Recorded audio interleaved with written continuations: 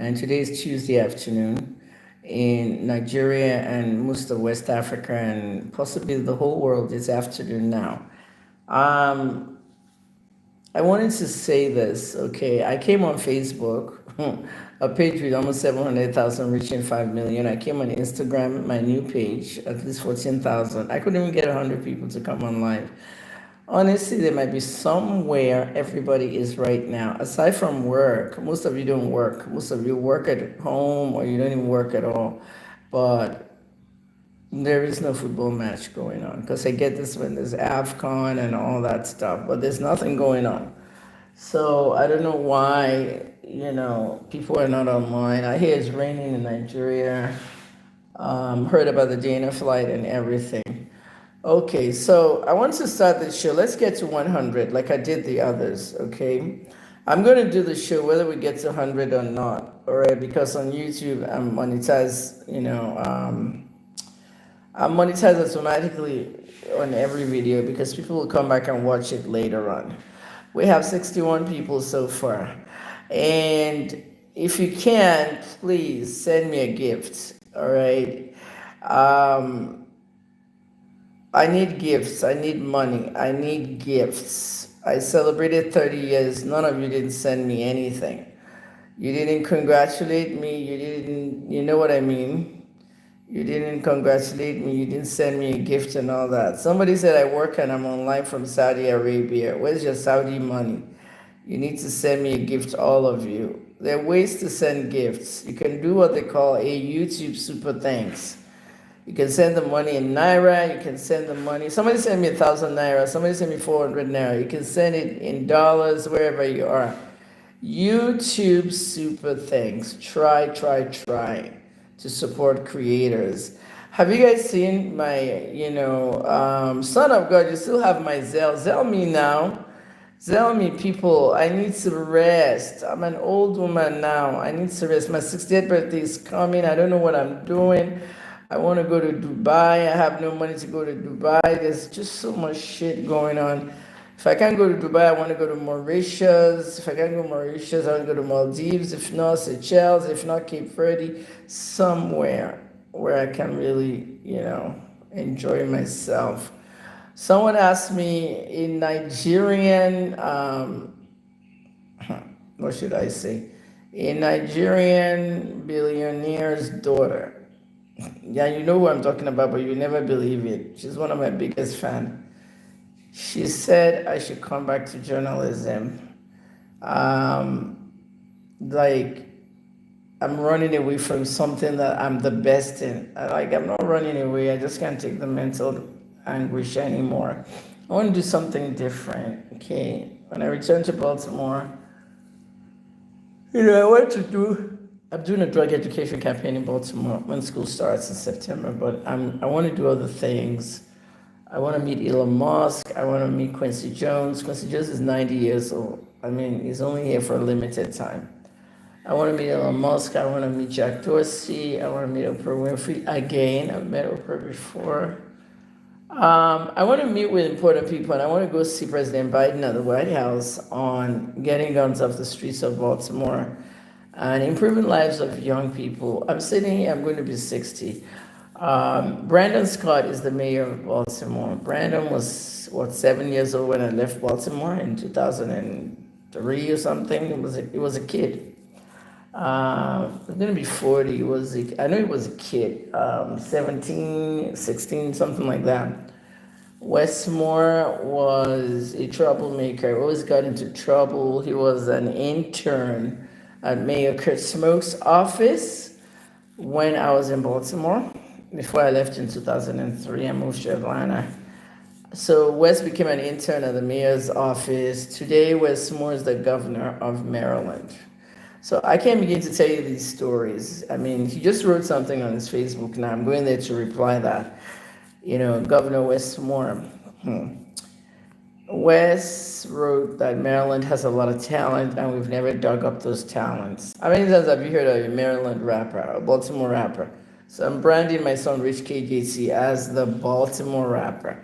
After they shot and killed Los Scooter, there was no more Baltimore rappers. Los Scooter was so nice. He was a great, talented guy, and was invited to speak at Morgan State University. So he went to the university, parked his car, went inside, did a great talk, and on his leaving the university, he drove his car and got to the traffic light, which stopped him, and somebody just pulled up. It wasn't a car. Someone just went straight to him in the traffic light and shot him dead inside the car right there.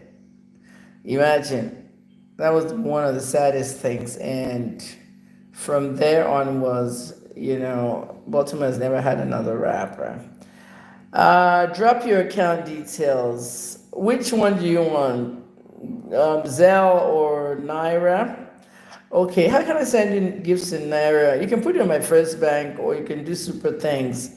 Let me put my first bank. Honestly, live chat. I don't even know how to comment on this shit. Do you guys know how to comment? Can somebody read look at this. YouTube has filters now. Okay, let me get this filter. I like this filter. It makes me a little white. But, let me see. I need somebody to tell me. I don't know where to type comments. I really don't know. I'm trying to figure it out.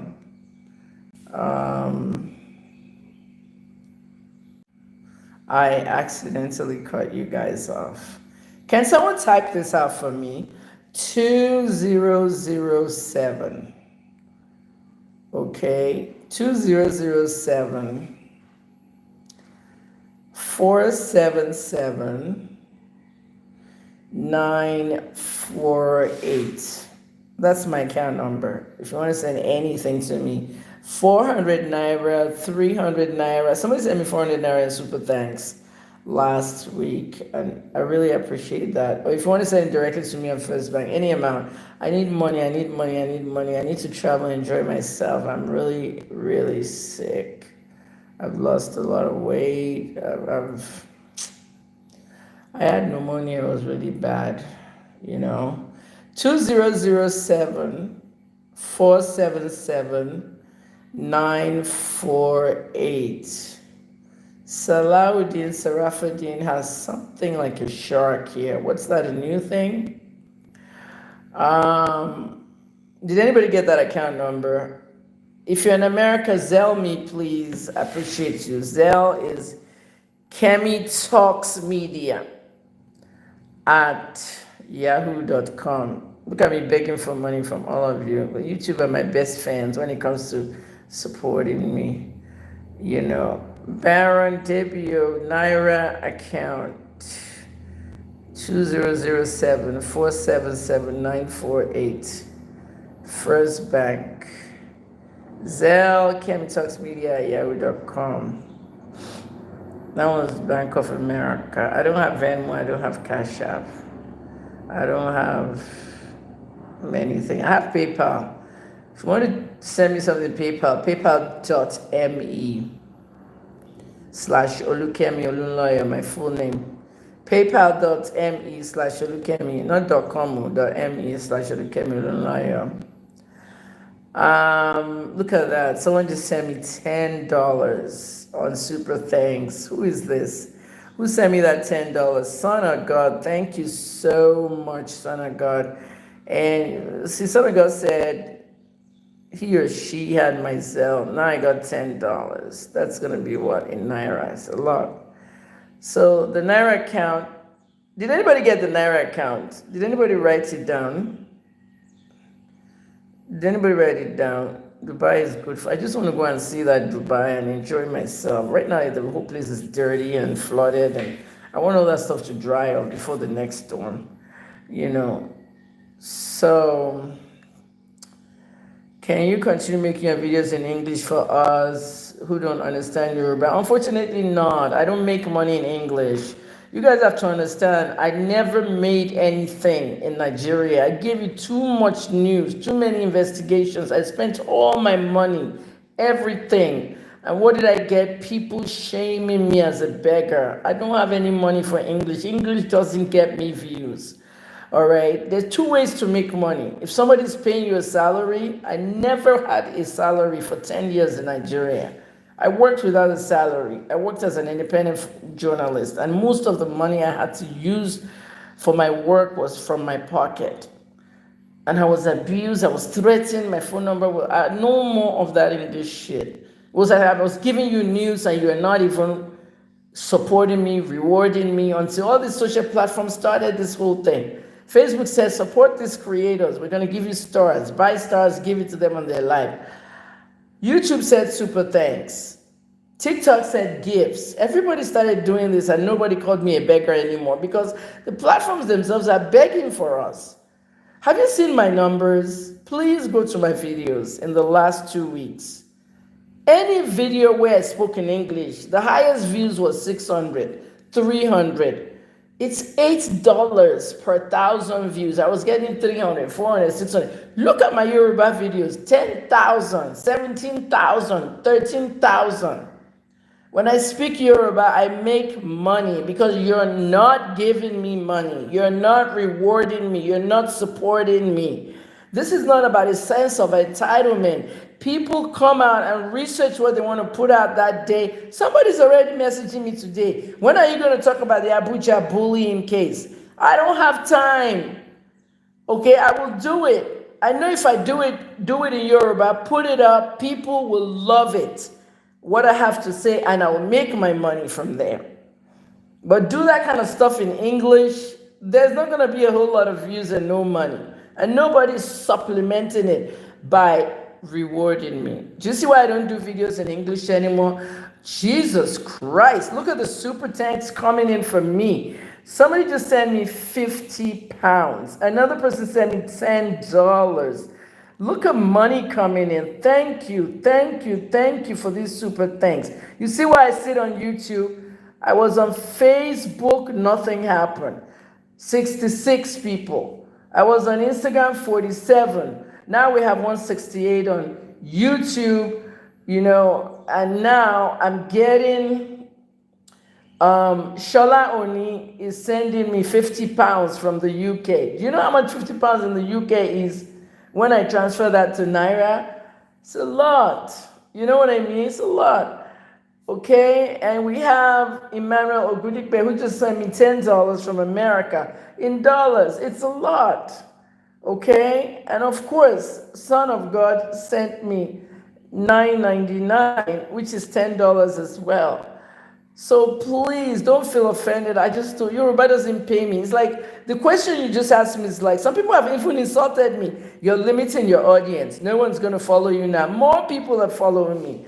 Because people like Esabod, people like Abike Jagaban, all these Facebook Yoruba bloggers, they're all following me now from their side because they see that I'm talking in Yoruba and they like my content and they believe my investigative journalism. Even though I've retired, I'm still a blogger.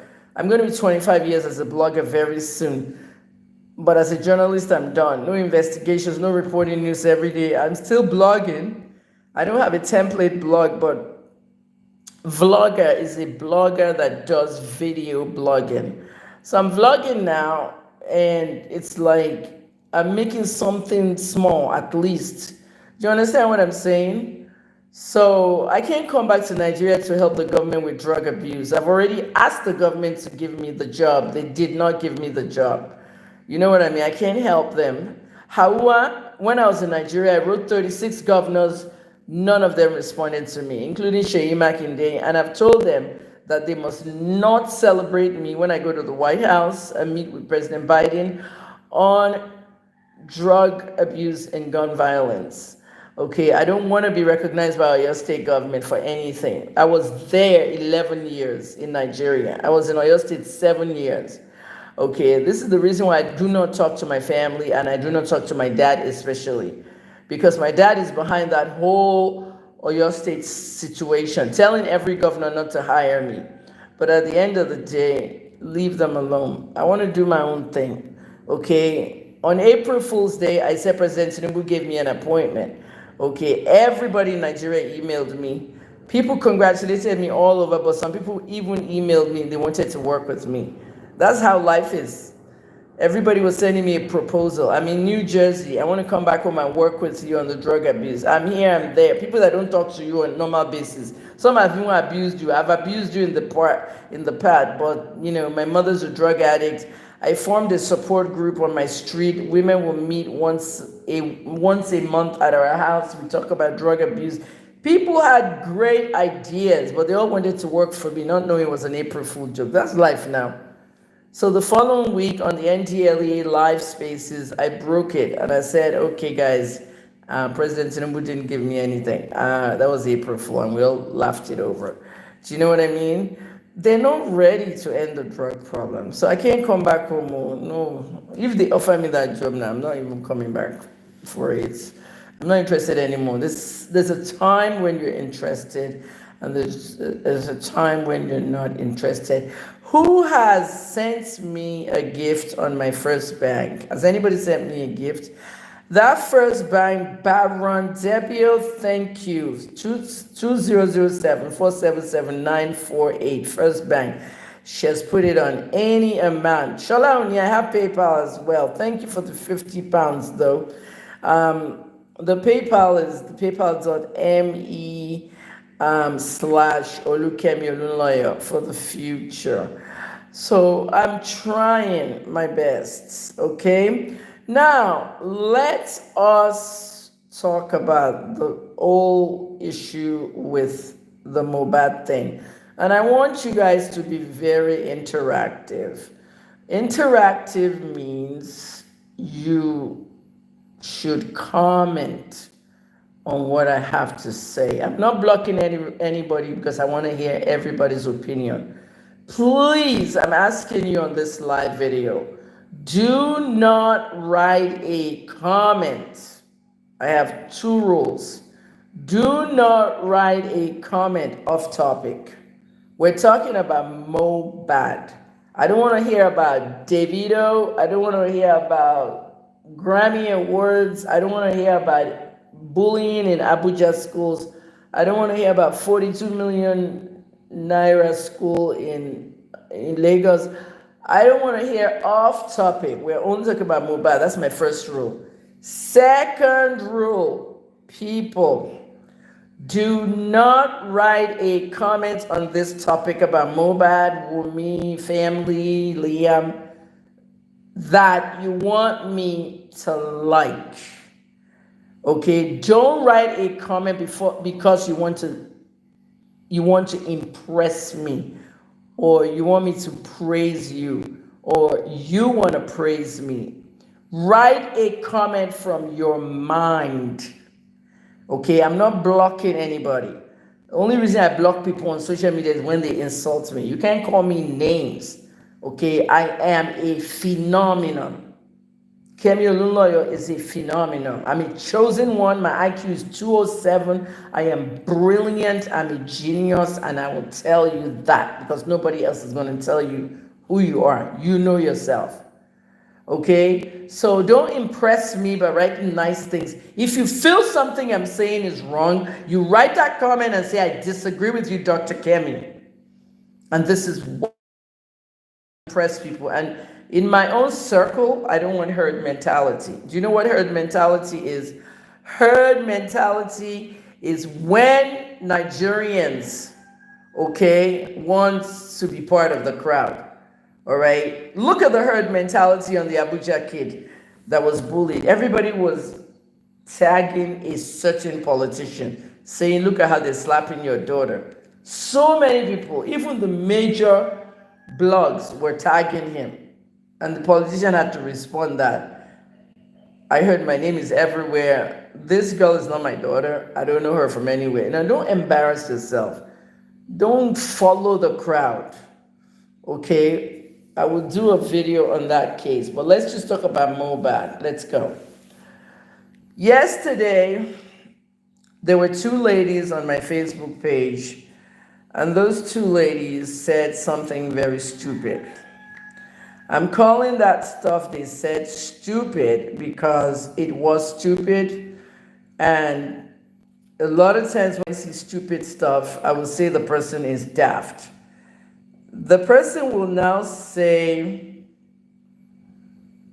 you're insulting me by calling me daft, not knowing that the meaning of daft is somebody that's just saying nonsense.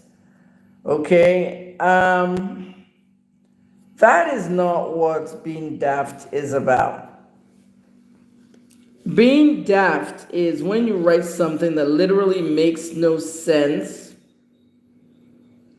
It literally makes no sense, and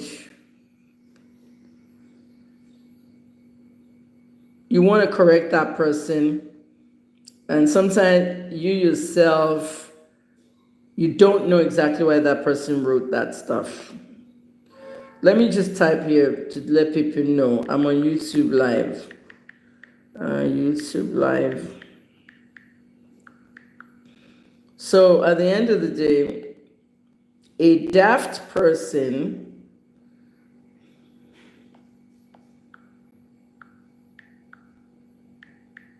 might write something because it's stupid,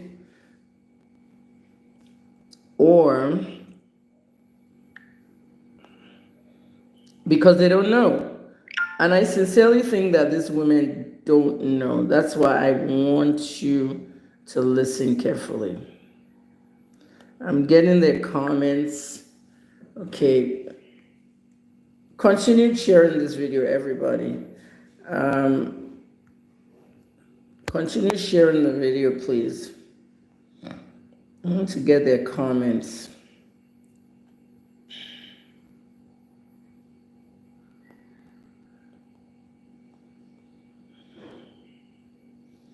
The comments had to do with Liam. Okay, here we go. I have them. Guys,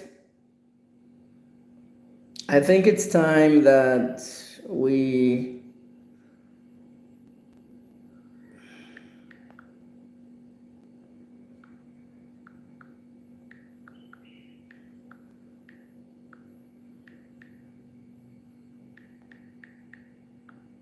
some people are leaving, and this is when the real gist is coming.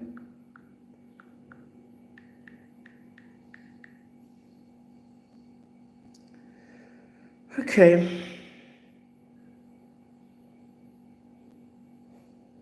This is what I wrote, guys. Listen carefully. Naira Marley must put Mohbad's money in a trust fund till his children are 18 years old.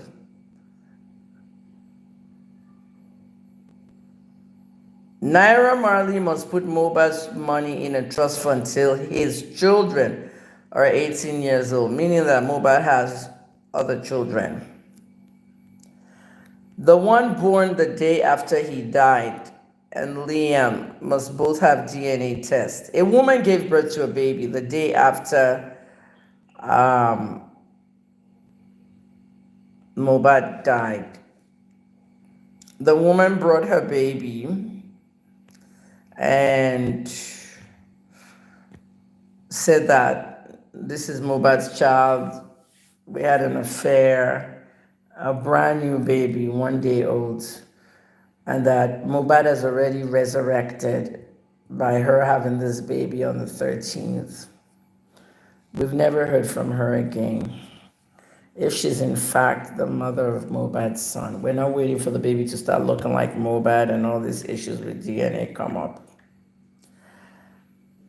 So I said the one born the day after he died and Liam must both have DNA tests. The money is almost $2 million, aka 3 billion naira, roughly. No family members must lay claim to his assets. That's his music assets, his children only. Any adult member who wants a share of his music assets must go to probate court and present their case properly on what role they played in his life. Because it seems that everyone in Mohbad's family wants his music assets. Before, they were fighting at the graveyard for the regular assets like house, car, and land and all. Now, listen to this comment. Is everybody listening? Comment, please. If any, people are joining us now because I just posted that I'm on YouTube. I want you guys to comment. That statement I just made, do you agree or you don't agree? I said Naira Marley must put the money in a trust until the children are 18, and that if any member of his family who's an adult actually wants part of that money, they must go to probate court.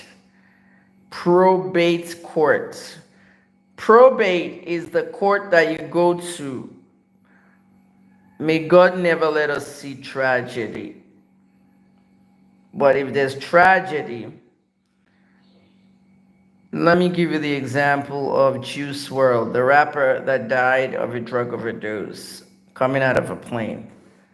When Juice WRLD died, his music assets jumped high. Before he died, his music assets was big.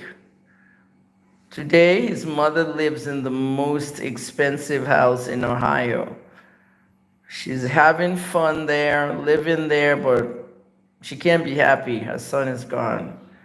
She built a graveyard that's so huge for Juice WRLD. It looks like a house. If you see Juice WRLD's graveyard, all you have to do is Google it.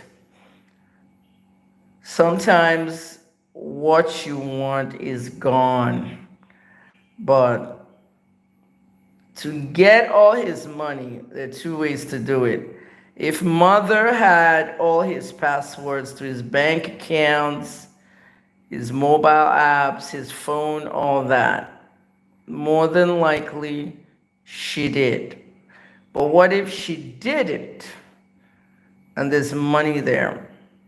Then you go hire a probate lawyer, and the probate lawyer will file in court, and the judge will determine if the mother can get all the belongings. Sometimes probate is a problem. For example, PNB Rock is an American producer and rapper, the one that was eating in the restaurant with the girlfriend, and the girlfriend did an Instagram story of the food they're eating and their location. A father and a son were outside, and they came inside and shot him dead. We still don't know why. I thank God for my life. We still don't know why, but the case is still pending, and the father and the son are under arrest. A lot of people said the girlfriend got him killed, that she shouldn't have posted their location. A lot of you are doing this stuff, posting what you're eating in a restaurant and all, and you put date, time, location. Did we not learn from Pop Smoke? What did Nicki Minaj write about the death of PNB Rock? She wrote, did we not learn from Pop Smoke? Did we not learn from a lot of people that got killed because they announced their location? Even Biggie Smalls, Notorious B.I.G. I was at that venue after the Soul Train Music Award. As we walked in, we heard the gunshots outside. Biggie and Puffy's car, and Biggie was dead. Did they announce the location? Yes, they did. We didn't have social media. In 1997, the way you announce the location is after the Soul Train Music Awards, meet us at Club X, Club Y, Venue A, Venue B for the after party. So you've told the bad guys where the after party is to say they'll go wait for you there. The most important thing is, after PNB Rock died, his music skyrocketed. As always, most artists are like that. Look at how much Michael Jackson streamed the day after he died. That being said, PNB Rock's baby mama, they ran into a snag.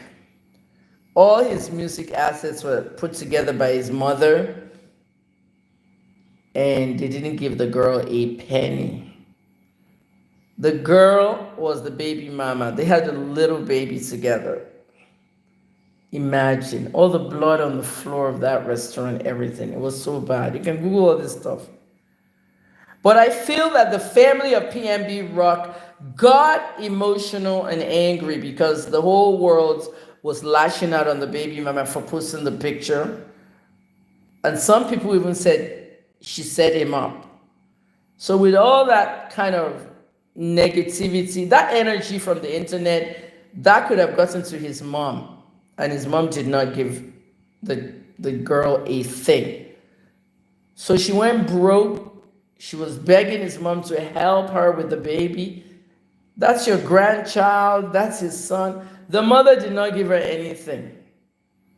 So what she does is she goes to probate. She'll have to hire a probate lawyer and go to court and present herself as PNB Rock's baby mama. This is our child.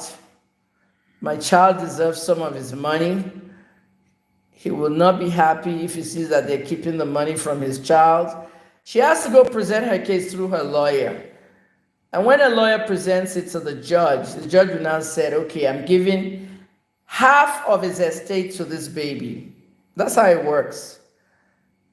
If PNB Rock was worth $20 million at his death, and that judge says $10 million for this baby, we're going to put $9 million in trust.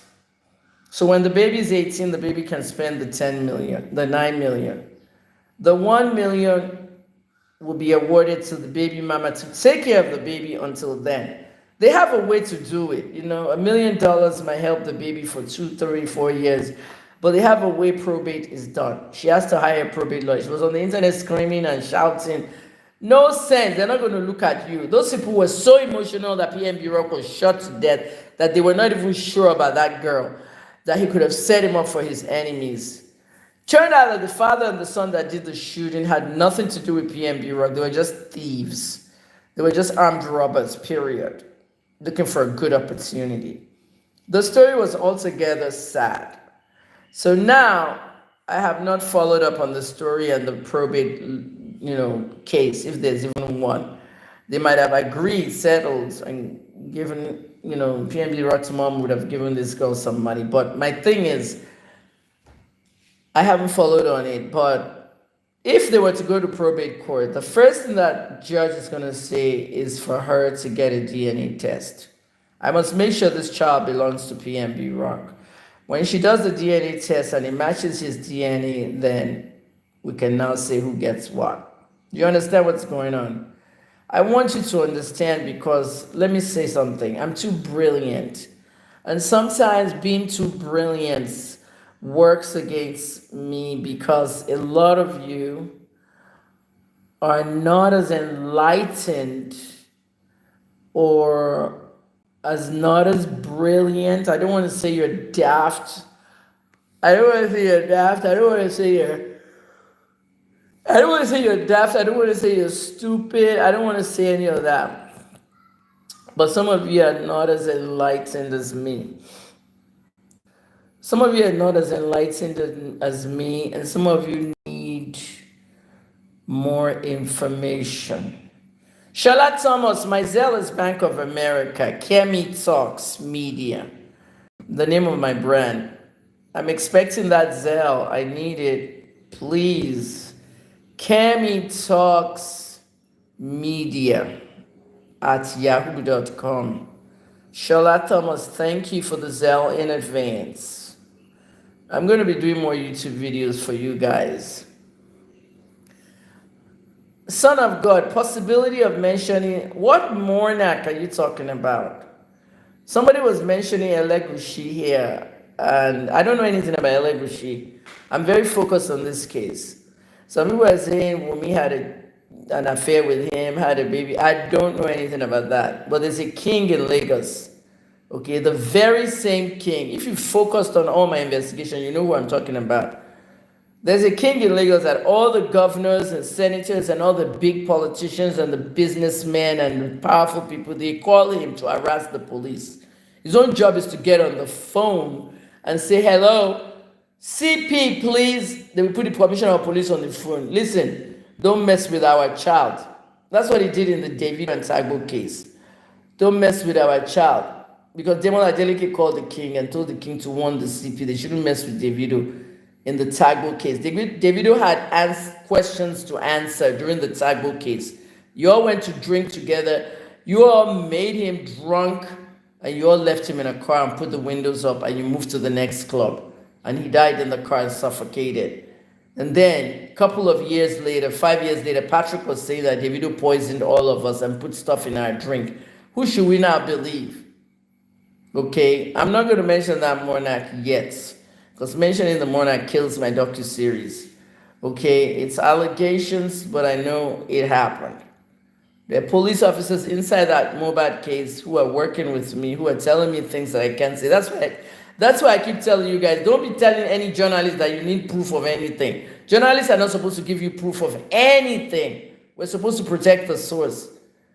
What if it's you that told me the name of that king? Son of God, if you told me the name of that king,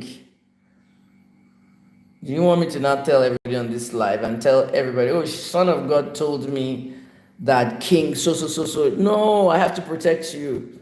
So stop asking journalists for proofs and things. David Hunday does that. That's David Hunday in journalism. He's not even a journalist, he's a blogger.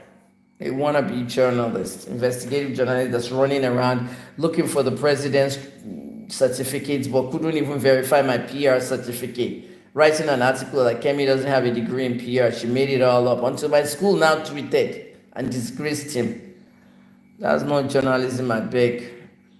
You know, look at him. He posted a very sensitive document of the Nigerian Air Force plans of how they're going to bomb Niger during the ECOWAS mess that happened. Imagine, you go and post that. Go and do that in America, CIA will kill you next. He now ran to Ghana and got asylum there. So the Ghanaian president was like, we might not be able to protect you anymore for asylum because I'm part of ECOWAS. And if Tinubu's planning a strike and you're going to be posting stuff like this as a journalist, you're endangering people now because number one, the department where that document came from was in the Nigerian army. And someone in the Nigerian army got that document from the Nigerian Air Force and passed it to a journalist. Do you not know what happened to Samuel Ogundikpe? Or do you not know what happened to that woman that they killed in Aso Rock? The woman that lived in Aso Rock that was the secretary there that was killed? And the government said Yahoo Boys killed her. No, they eliminated her. She's the one allegedly that gave the document from PDP. Okay, the cause of Wike and Atiku's problem, that document that was given to her by PDP, they gave her a lot of money for that document. She must have collected close to 25 million. She now took the document and handed it over to a journalist at Premium Times. The journalist at Premium Times now went underground, so they don't find him. Because the DSS came to Premium Times and they surrounded the building. Remember how the police surrounded my house during the Biomi case? This is the DSS now surrounding Premium Times.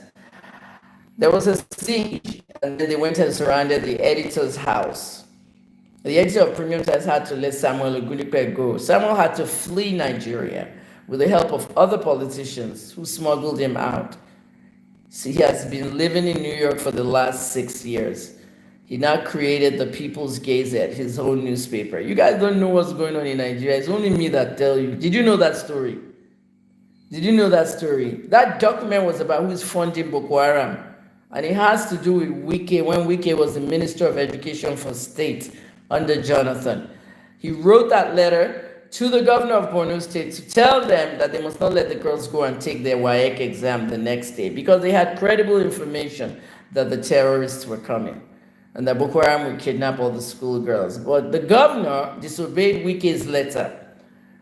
So Wike now released the letter, okay, later on, but the letter happened to enter PDP's hands. So that's PDP's way of making APC look bad. And they wanted to use it as a revenge on Wike for leaving PDP per se. Did Wike really leave PDP? He didn't. For kind of betraying them and forming the G5 governors and then going to campaign for Tinubu. So they wanted to use that as payback for him, and it all backfired. That's why I keep telling you, you have no friends. Trust no one. You have no friends. Who is your friend? Who is your family? You have no family, you have no friends. At the end of the day, the Chibok girls went to take the exam. They kidnapped all of them, and they said there's still 8,000 of them missing. Many of them married the terrorists, had babies. Go to Amnesty now, International. April 14, 2014, 10 years ago, and there's still 1,000 missing. At the end of the day, some died, some had babies, some did this, some did that. At the end of the day, who is Wike now? Is the minister of the FCT. Who is the governor that disobeyed the Minister of Education for State? Shetima. Shetima did what he wanted. But when that letter came out, I don't know why Tinubu picked Shetima as his running mate, because this whole Nigeria is a circle and it's the same bullshit. So don't buy anything about government, too. Let me tell you right now. And who's Shetima now? Your vice president of Nigeria. So there's nothing to trust in anybody. So that's the thing about the monarch. They use kings to harass people and everything. Now, I've already told you now how probate court works.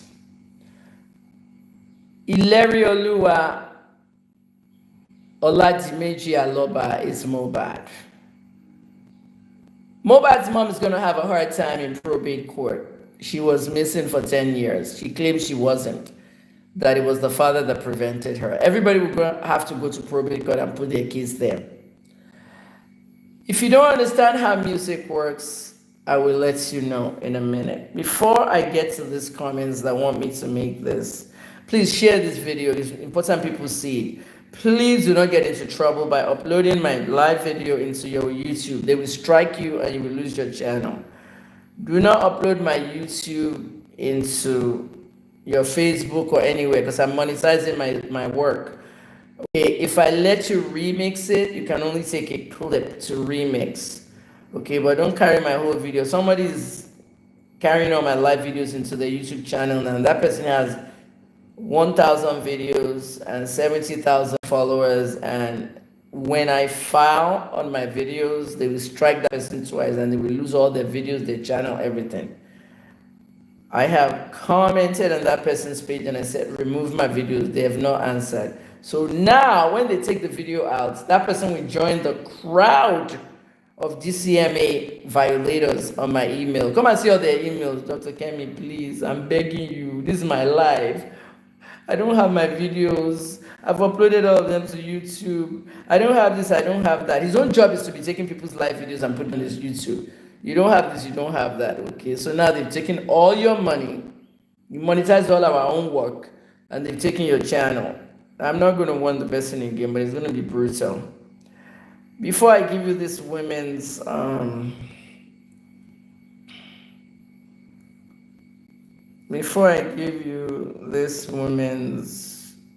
comments, I'm going to read your comments and answer your question. Everybody must be on hold first until the cause of death is ascertained. By who? Ascertained by who? Mohbad was murdered. He was killed. His wife killed him. I've told you guys that. Just like I told you, Romani should be arrested. He was negligent of his son's death. Okay, and prevented his son from getting medical care because he was filming his son eating anointing gum, the black gum that looks like licorice that he found inside his stomach, and he wanted to make it look like it's something they forced him to drink. I said everything about our money in 2021. They didn't want me to investigate the case by posting my personal information. I investigated the case and I finished in March of 2022, and I wrote everything. And I brought it out and nobody talked. Everybody was silent. No, Nigerians, you don't need to be silent. You need to say you're sorry because I was right. Okay? If you sit down and try to let Son of God, somebody ascertain what? Who is them? The first problem you have, a very huge red flag, is for the Nigerian police to think we're stupid and they'll take a toxicology test to America. Why is a toxicology test going to America when we have labs? When we teach toxicology? No way. I'm not waiting for them to come and tell me that Feishayo killed Mohbad. Feishayo Gidingbe, the nurse. You've already told us everything she gave the boy, and he had an anaphylactic reaction. What about the neck that was stabbed?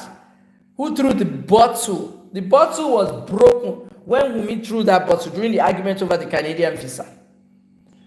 You threw a bottle, it cracked. You now took one piece of the bottle, you now went to Mohbad with it. Who stabbed him in the neck? You heard his aunt. Police won't tell you all of that because of the king and everybody protecting Wunmi and the politician that Tonto brought. Africa and money. Yes, the right thing to do for children, says Anita. Faith's lifestyle, good evening. Babe 16 agree for them to have a share if they can prove they contributed to him before he died. Yeah. They're not likely to be because both of them they were all fighting at the graveyard. During the pastor was doing a service and you're fighting over property. You remember that was the first report that came out. Mohbad's family fighting over property at the graveyard. You know? You remember Kobagidi? The only people that showed up. Did the industry show up for Mohbad? No. That was your first clue right there. The industry did not show up for Mohbad. The people that did the Cubana chief priest, Soso Berekon, that promoted their bitters, the general bitters, all the people that planned the whole thing, they have not talked till today. They did not come to the graveyard. They did not talk till today. And those that went to the graveyard, Kobagidi and a few others, I think Cute Abiola, look what happened to them when they came there. All the thugs did not let them go. They had to flee on an Okada and abandon their cars. They risked their own lives to be there for Mohbad, and none of us knew they would exhume him. So let's see what's going to happen, you know? And then they said Wunmi was trying to use Mohbad's thumbprint for something. Thumbprint for what? A signature? Mohbad can sign, no thumbprints. The lawyer now got embarrassed and told the truth and said nobody was trying to thumbprint Mohbad on any document. Liz Tabby, we love you, Dr. K. We love you too. Send me a gift, please. Oh, people, I'm having problems with my chest. I have chest pains. Like my blood pressure is going up and down. And I need money. I need money for so much. I need money for hospital treatment and all. I just want to turn 60. Once I turn 60, you know, we move from there.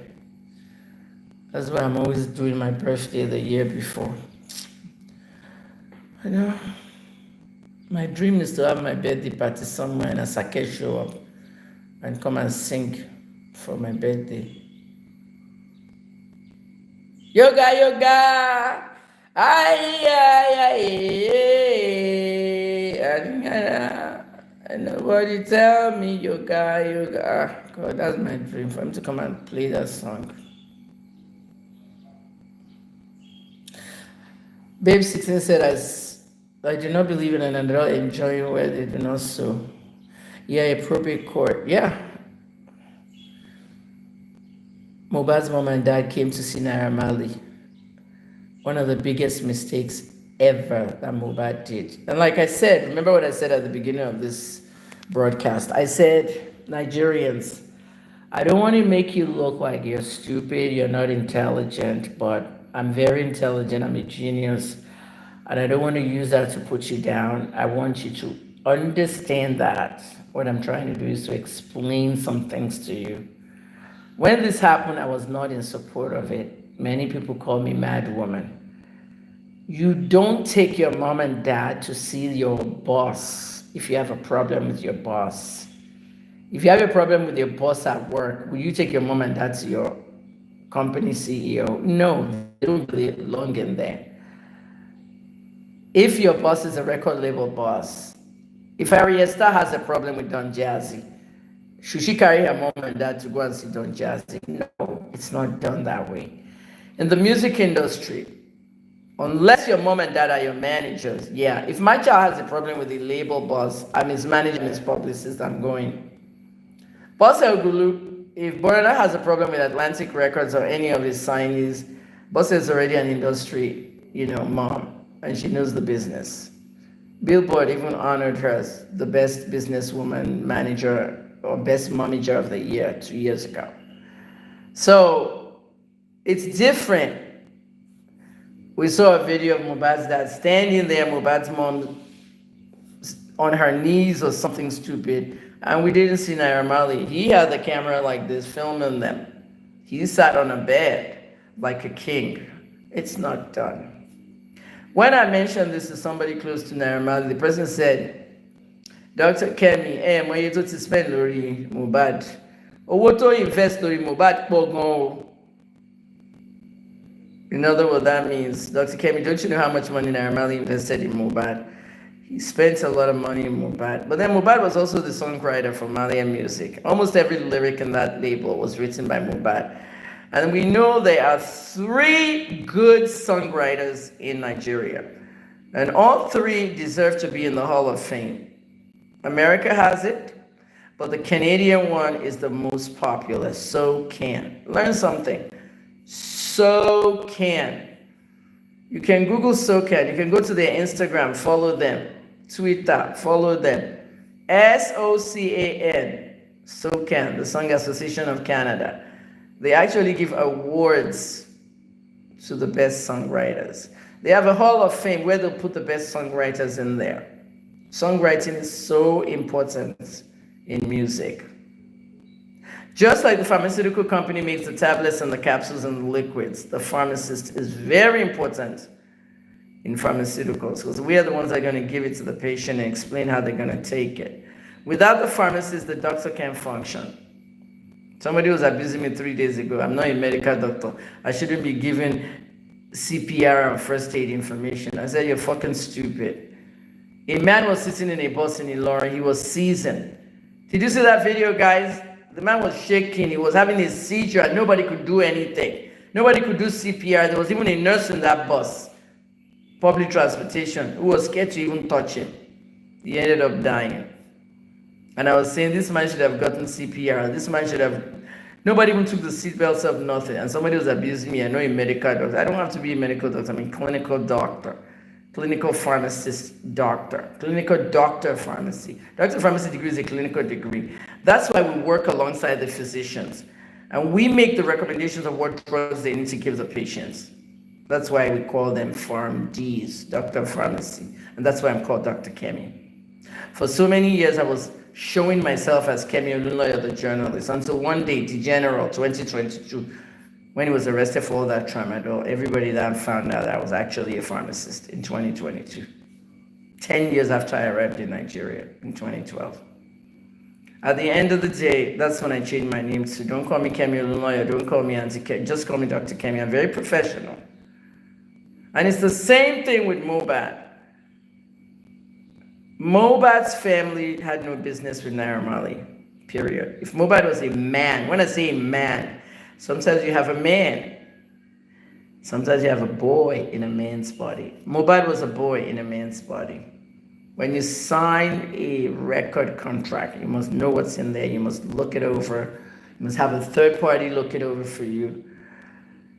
He signed that thing so fast, he didn't see some parts. And what happened is that when Mohbad's mom and dad came to beg Naira Marley, they came to beg him to release Mohbad. Mohbad said he wanted another manager. He wanted to come out of the contract. He wanted a manager. He wanted to come out of the contract, wanted another manager, and he didn't want to be with Malian Music anymore. So, Eloba Bebe. Okay, Eloba Bebe. Translated in Yoruba as, so you all went to beg for him. So what Naira Marley did after that video you guys saw was behind closed doors, no video. Mohbad signed out of Malian Music. And Naira Marley reportedly paid him 325 million naira, including the royalties from the songwriting. Remember I was telling you about the Canadian Songwriting Hall of Fame, SoCan. If they're going to induct people in Songwriters Hall of Fame, they have to be Canadian. But if we have 3 good songwriters in this Nigeria, it'll be Tenny Akpata, Tiwa Savage, and Mohbad. They're the best songwriters in Nigeria. They're also singers. They're also rappers. But they're the best 3. When Tenny writes a song, some of the songs Tenny has written is not even her own music. Go and research the industry well. You look at some people's song credits, you see Tenny there. Okay, there's one trailing all of them now, and that's Thames. You know Thames. Okpeni Thames is now trailing them because Thames wrote some of the lyrics in that Rihanna song for that Black Panther. That song was nominated for an Oscar. Thames is an Oscar nominee. Do you know what it is to be an Oscar-nominated singer? Thames is up there, man, in the industry. That's where I want my son to be. I want my son to do music that can be featured in video games, music that can be used in movies. You don't always have to sing. So I would say to a Savage, Teniola Akpata and Mohbad, an upcoming songwriter, Thames. You can't even call her upcoming. She was nominated for an Oscar thing. All four of them. Those are Nigeria's pride when it comes to songwriting. So please, when you're buying a song or a CD, please look at the credits, the songwriting credits. Look at it. And you'll see some people in those songs, right? The reason they don't get the hype is because those songs have not been nominated. It's the same way when you see producers like Rexy getting Grammy certificates for being part of Burner's project, for being part of somebody. He has Grammy certificates. Now, award remain, but it's still a very good thing. That's why I taught my son how to mix, master, write, and record. I taught my son how to make music. Please follow him, Rich KJT on YouTube. Okay, we're trying to build his YouTube, Rich KJT. Follow him on YouTube. Go and listen to his music. I'm launching my son's career next week on May 1st. And we're going to go on tour, open for big artists. I want to do a lot with him so that by September, I can enter his song in the Grammys. Now that Grammys is free for all. Grammy is not looking at your followers. You see those groups that got Grammy, they had 3,000 followers when they were nominated. Grammy is not looking at your streams. All of you cheating by buying streams and views, they're not looking at all that anymore. It's what the judges here that they're looking at. So I want to enter monetary affection. So go to my son's page, Rich KJT, and go listen to Monetary Affection. Really nice song by my son. If I can get it entered in the Grammy by September, November, the nominations come out. Imagine me hearing my son was nominated for a Grammy, Best Rap Song. Hey, I would be up the moon. And then in October, we're going to the BET Hip Hop Awards. First time for the rookies. Walk the red carpet. I'm the publicist. I'll be the one taking the pictures. It'll be on the carpet. There's a lot going on. We're marketing our music. We're not promoting. That's why I told one artist. The artist got mad, started calling out Carter Efe on Instablog. We paid Instablog $268,000 to do posts for you, just to call out Carter Efe. You gave Carter Efe 2.5 million to promote your song. Stop promoting songs with influencers, comedians, all that. Market your music. Go and carry 400,000, give Tunde Edno to go and promote your. That's how much he charges for posts to promote your music. How many of you go to Tunde Edno's page or Instagram and you see a new artist on a post and you actually even stop and look at that music? None of you stop now. And if you look at the comments, 25 comments, that's supposed to be 3,000, 400,000 comments. That's promotions rubbish. Market your music. That's what Burner did to be successful. We were getting people to download Monetary Affection. They will buy it. And find a good publicist. I can't do work for anybody because I've signed a contract with my son. I'm going to be his only I'm the publicist doing only him. No other musicians. So at the end of the day, I want you to know about the music industry, how it works. Many things you don't know happening. Naira Marley will not tell you. I will tell you. Okay, I don't talk to Naira Marley. He doesn't talk to me. He hasn't responded to me since the 2021 incident. When Mohbad told him not to give me the money, the 500,000 birthday gift. Is it not the Mohbad that I'm reporting now? I'm not trying to get justice for Mohbad. I'm not part of the activism group. I'm trying to find out who killed Mohbad, why, and have that person arrested.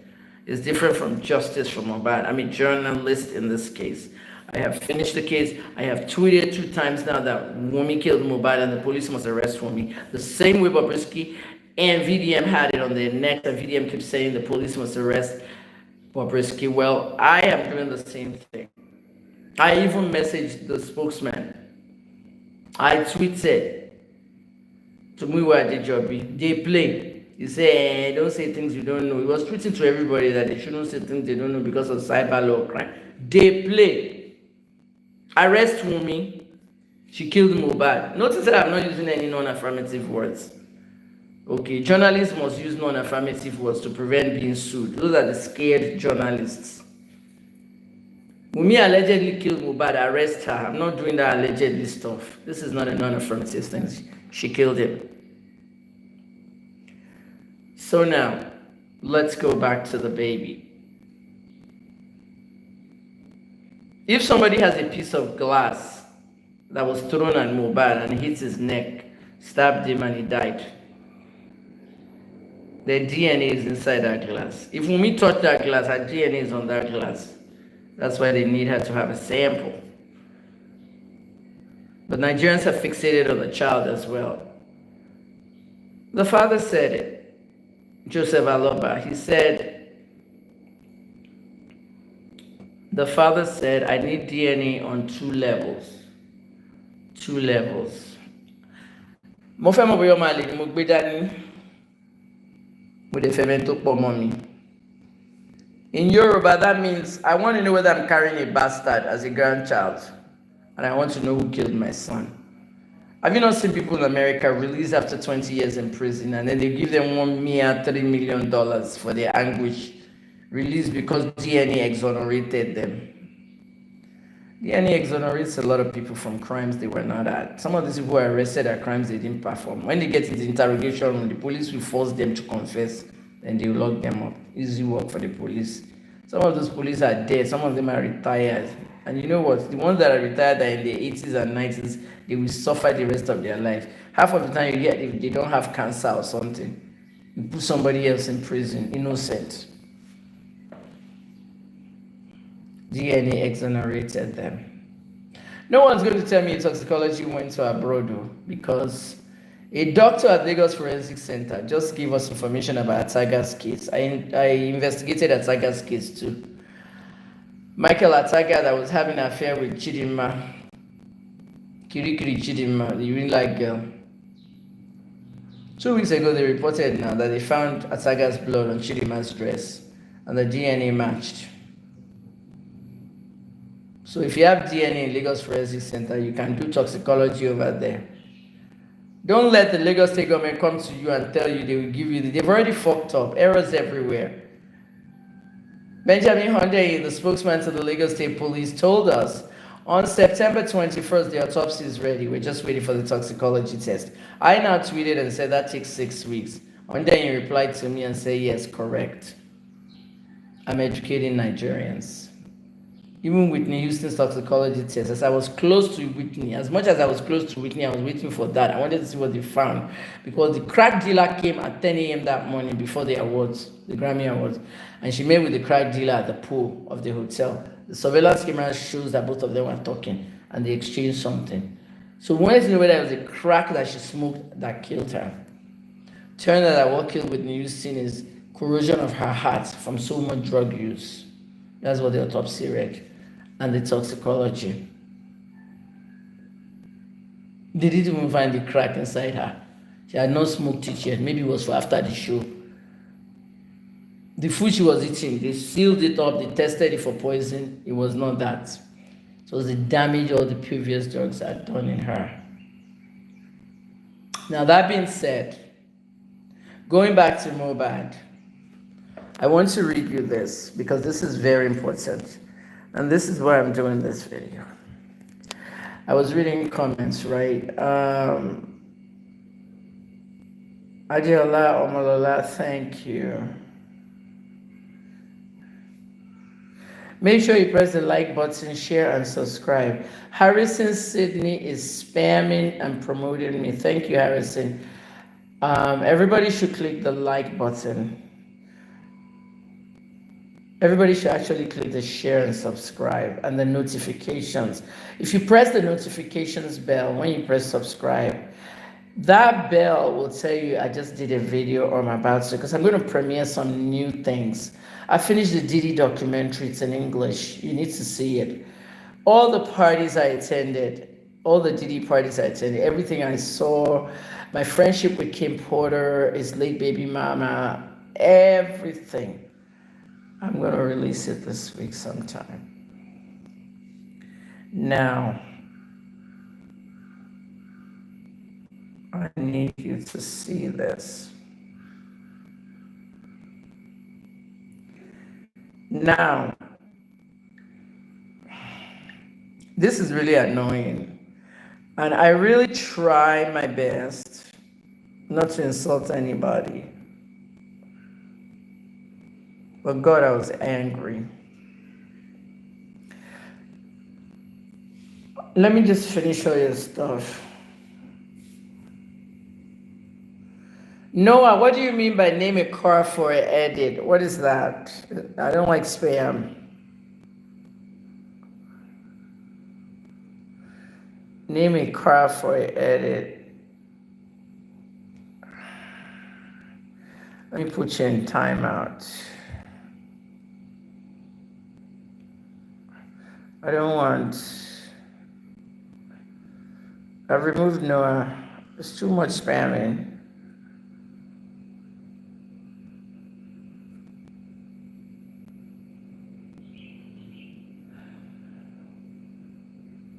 Okay, we've removed Noah. Maybe he just bumps into YouTube, whatever.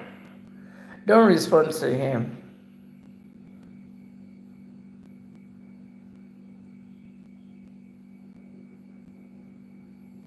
It's a bot. All we know is Mohbad mentioned the king in his petition to the police authorities, and that king was Oba Saheed Elegushi. Honestly, I don't know about the petition. I will look at it, but all I can tell you about that petition was that he blamed Naira Marley and Sam Larry for harassing him, and when the police invited all of them, guess what? He didn't show up. He did not show up. You know, Debbie Miracle, my account number is on the top now in somebody's comment, but it's First Bank 2007-477-948. But look, the best way to get my account number is to go to Facebook, Kemi Talks. When you get up there, there's something called featured posts. It's up there, all my accounts on the featured posts. Thank you so much for your gifts. Notice I don't say donation anymore because I'm not working anymore. A gift, and I really appreciate it. Honestly, I'm just like broke, no money, and I want to just go and relax somewhere, even before my birthday. That kind of stuff. I've told you the top 3 songwriters: Tenny, Mohbad, and Tiwa Savage, and Thames is joining them now.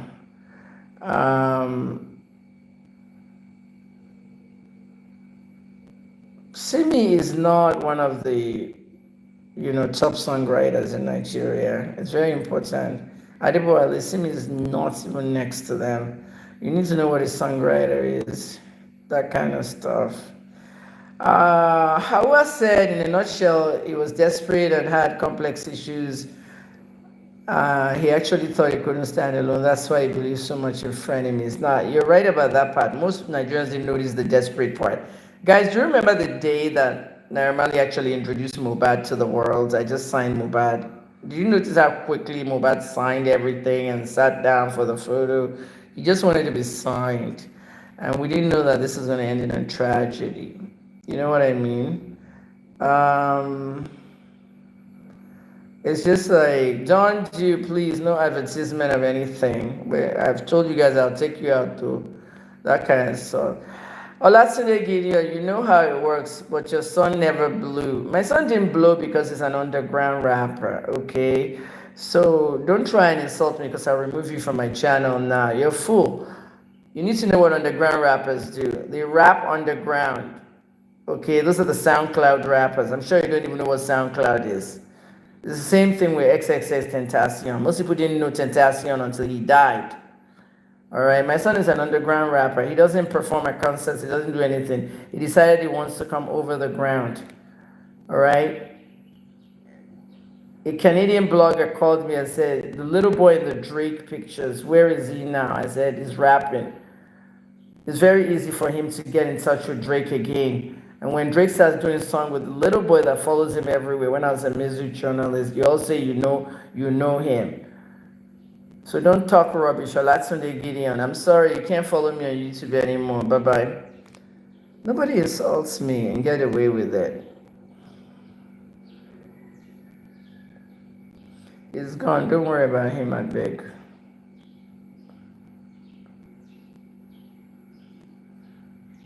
I am exhausted. I need money. I need to go to a location where I can enjoy myself. Let me go ahead and read this to you now. I'm done with your comments. And this is what I want to answer. All right, everybody. If you want to screenshot what I'm about to say now, because you can't take my video and post it anywhere, they will strike you. If you want to screenshot it on this live, I give you permission to screenshot it. But when you post it on your platform, make sure you credit me. You'll put credits, Kemi Talks YouTube, okay? This is very important. You know what I'm saying here. You're free to screenshot it. Just credits, Kemi Talk YouTube. So, Folake Adeneye on Facebook said, is Naira Marley in a capacity to make such decisions for Mohbad? Is Naira Mohbad's executor and decision maker? Now, wow. I replied to her, Folake Adeneye, yes, he is. Naira Marley owns the record label and has access to the streams and downloads. Focus, please. I got a lot of likes on that.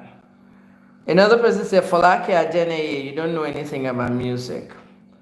She now replies and says, King Melo Solomon, I don't care about music. Moreover, I don't think you know about law either. I now replied and I said, you have to care about music. That's the center of the DNA issue. Okay? You don't need to know about music, so you're arrogant and you're ignorant. Because if you fucking knew about music, you know that the streams and the downloads are in the millions of dollars, and that's what Wumi wants. And she will love it in the name of Liam. Liam can't touch that money until it's proven to be Mohbad's child. So that's Folake Adeneye, an ignorant girl. Sarah Faith said, who is Naira Marley to make a decision in the Mohbad family? Did Mohbad tell you guys that he has another child? He didn't have to tell us. The woman came out the day after and said, I had a baby from Mohbad yesterday. He's resurrected. We had an affair. So, congratulations on your baby. Go and have DNA. Why are you people not making decisions when Mohbad was alive? You see how stupid people are? Nigerians are really, really stupid. Okay, Taye Adefila, come to the UK. For what? I don't like the UK. If you want me to come, send ticket, everything. Hotel, everything. You guys just say come to the UK. Like I have business there. Adebo Ali Timilenyi, let's stick to the program. I appreciate your love. It's a shame that Nigerian government didn't give me an appointment. I don't need it. I don't. Let's focus on what we're talking about. Okay? Ashley Scott, don't forget I'm not getting justice for Mohbad. That's not what I'm doing this for. I'm doing my work as a journalist. Journalists don't insert themselves into any justice cases. Okay? Those are for the yabos and all these different people. That kind of stuff. But listen to Sarah Faith. She said, why are you people not making decisions when Mohbad was alive? Liam is the only son Mohbad has. Imagine someone calling themselves Sarah Faith. You know what I mean? Mamura, hello, Uzbekistan. I have to remove this person. I don't want any, hide user from this channel. I don't like spammers, I beg. So she now says, why didn't we make decisions when he was alive? We wouldn't have to if he was alive. Okay, very daft. I now replied, I said, Sarah Faith, Liam is not proven as his son yet. Another woman stepped forward the day he died. Naira Marley makes the decision. You people can't be this daft. Naira Marley owns Malian Music, where Mohbad's first album is. 3 replies. Sarah Faith, Mohbad has not proven Liam as his son. He tried to drown Liam. Please wake up.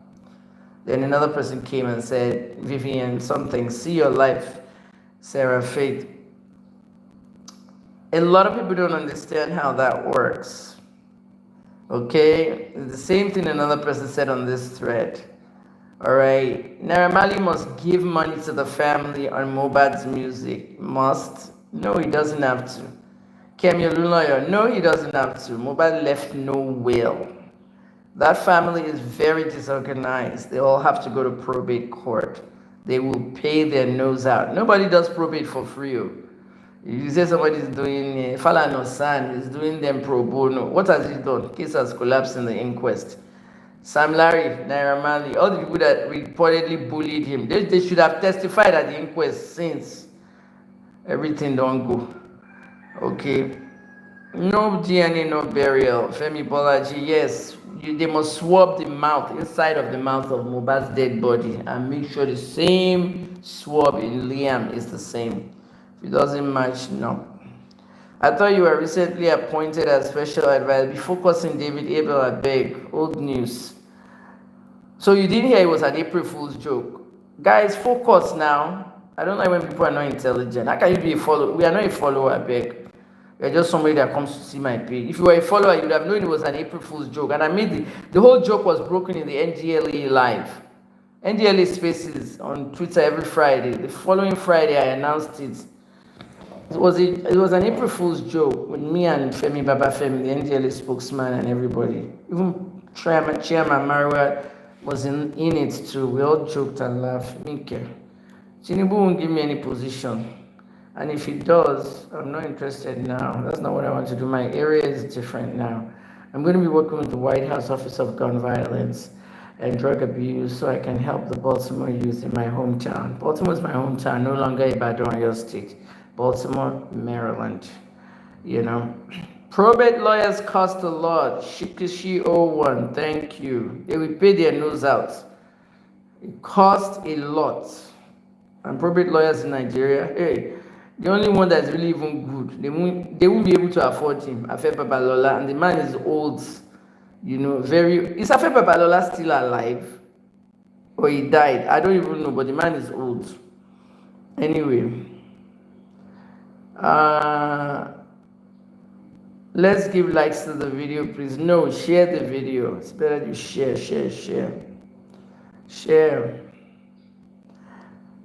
Surely the truth will be out one day without further stress. Nobody's waiting for any truth to be out. Okay, all we're waiting for is the DNA. Now, there's a problem. One of the main reasons I did this video. Mommy Kemi is always digging deeper. I never knew Mohbad had more than one kid. Okay, well, the real reason I did this video. Do you remember when Mohbad's mom and dad went to see Naira Marley? They went to see Naira Marley so that they can terminate his contract with Marley and Music, so that they can free him. Freeing somebody from a label is one of the hardest jobs in Nigeria. When Naira Marley finally freed Mohbad, I said he gave him 325 million at least. Did he not buy a house? They were lying that it was not his house. One woman like that, she said she owned the house, she just rented it to him. Then a video surfaced with Mohbad doing FaceTime with a friend and say, hey, I just got my new house. Here's the key, come on over. You know, you think I'm a fool. That woman was there talking rubbish. Yeah, I didn't answer how. Mohbad went to buy something close to a 50 million naira car. Maybe you saw him at the dealership with those two boys inside the car when he died. Ade West, you saw them now. You saw him when he was on his phone trying to make transfer and all that. That phone has never been found. Sheyi has put a post-note debit on his entire bank account. Wumi, where is Mohbad's phone? You can't withdraw on his mobile app. Sheyi is the only person on the CAC document. The Punch, Tribune, Vanguard, Guardian, did they show you the CAC document? No, it was me that went to get the CAC document from the CAC. The Monetization label. The only two people operating that label is Mohbad as the first person and Sheyi as the second person. I posted everything for you and I blacked out Sheyi's address and all that. Okay? All you have to know is just her name and that there's a business that's been registered. And they did an album called Blessed. Every single royalty in Blessed belongs to Mohbad. Sheyi cannot release the money over there. Chike did a song. All the royalties with Chike I think GK said something like he's going to donate all his royalties to Liam or something like that. But that's his own royalties. The royalties for Mohbad on that song, the person that has the key to the money is Sheyi, Mohbad's manager. If anything happens to Sheyi, I'm sure Sheyi has somebody who's going to be another executor. But at the end of the day, they won't get kobo until that Liam is proven as Mohbad's child. Do you understand what I'm saying, people? Nkiru Okwesa, you're very intelligent. Nkiru said you have an analytical mind. I admire the way you're able to connect different dots to make a meaning. Thank you, Nkiru. You're quite intelligent too. And it's because when I brag and say my IQ is 207, I'm a genius, I'm this and that, when I do all that bragging, I then look at who trained me. Okay, Bill Riley, okay, and John Jeppy. Mr. Jeppy and Mr. Riley in Broadcast Institute of Maryland taught us that when we're investigating something, we have to connect the dots. Sometimes the dots are everywhere.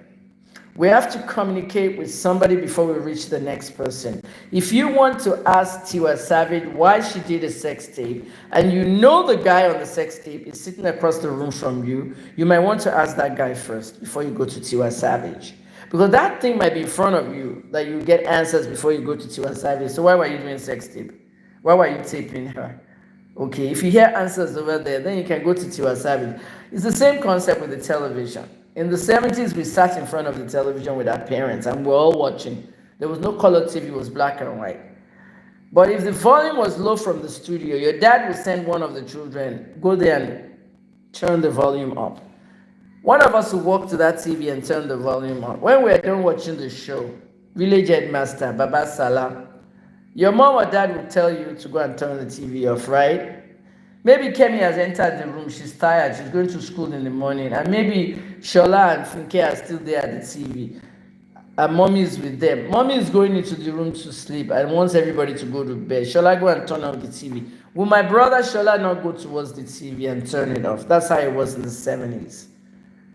Today, 2024, what I said about communicating with something before you go to the final product. We used to go to the final product, the volume, brightness, everything was there, on and off.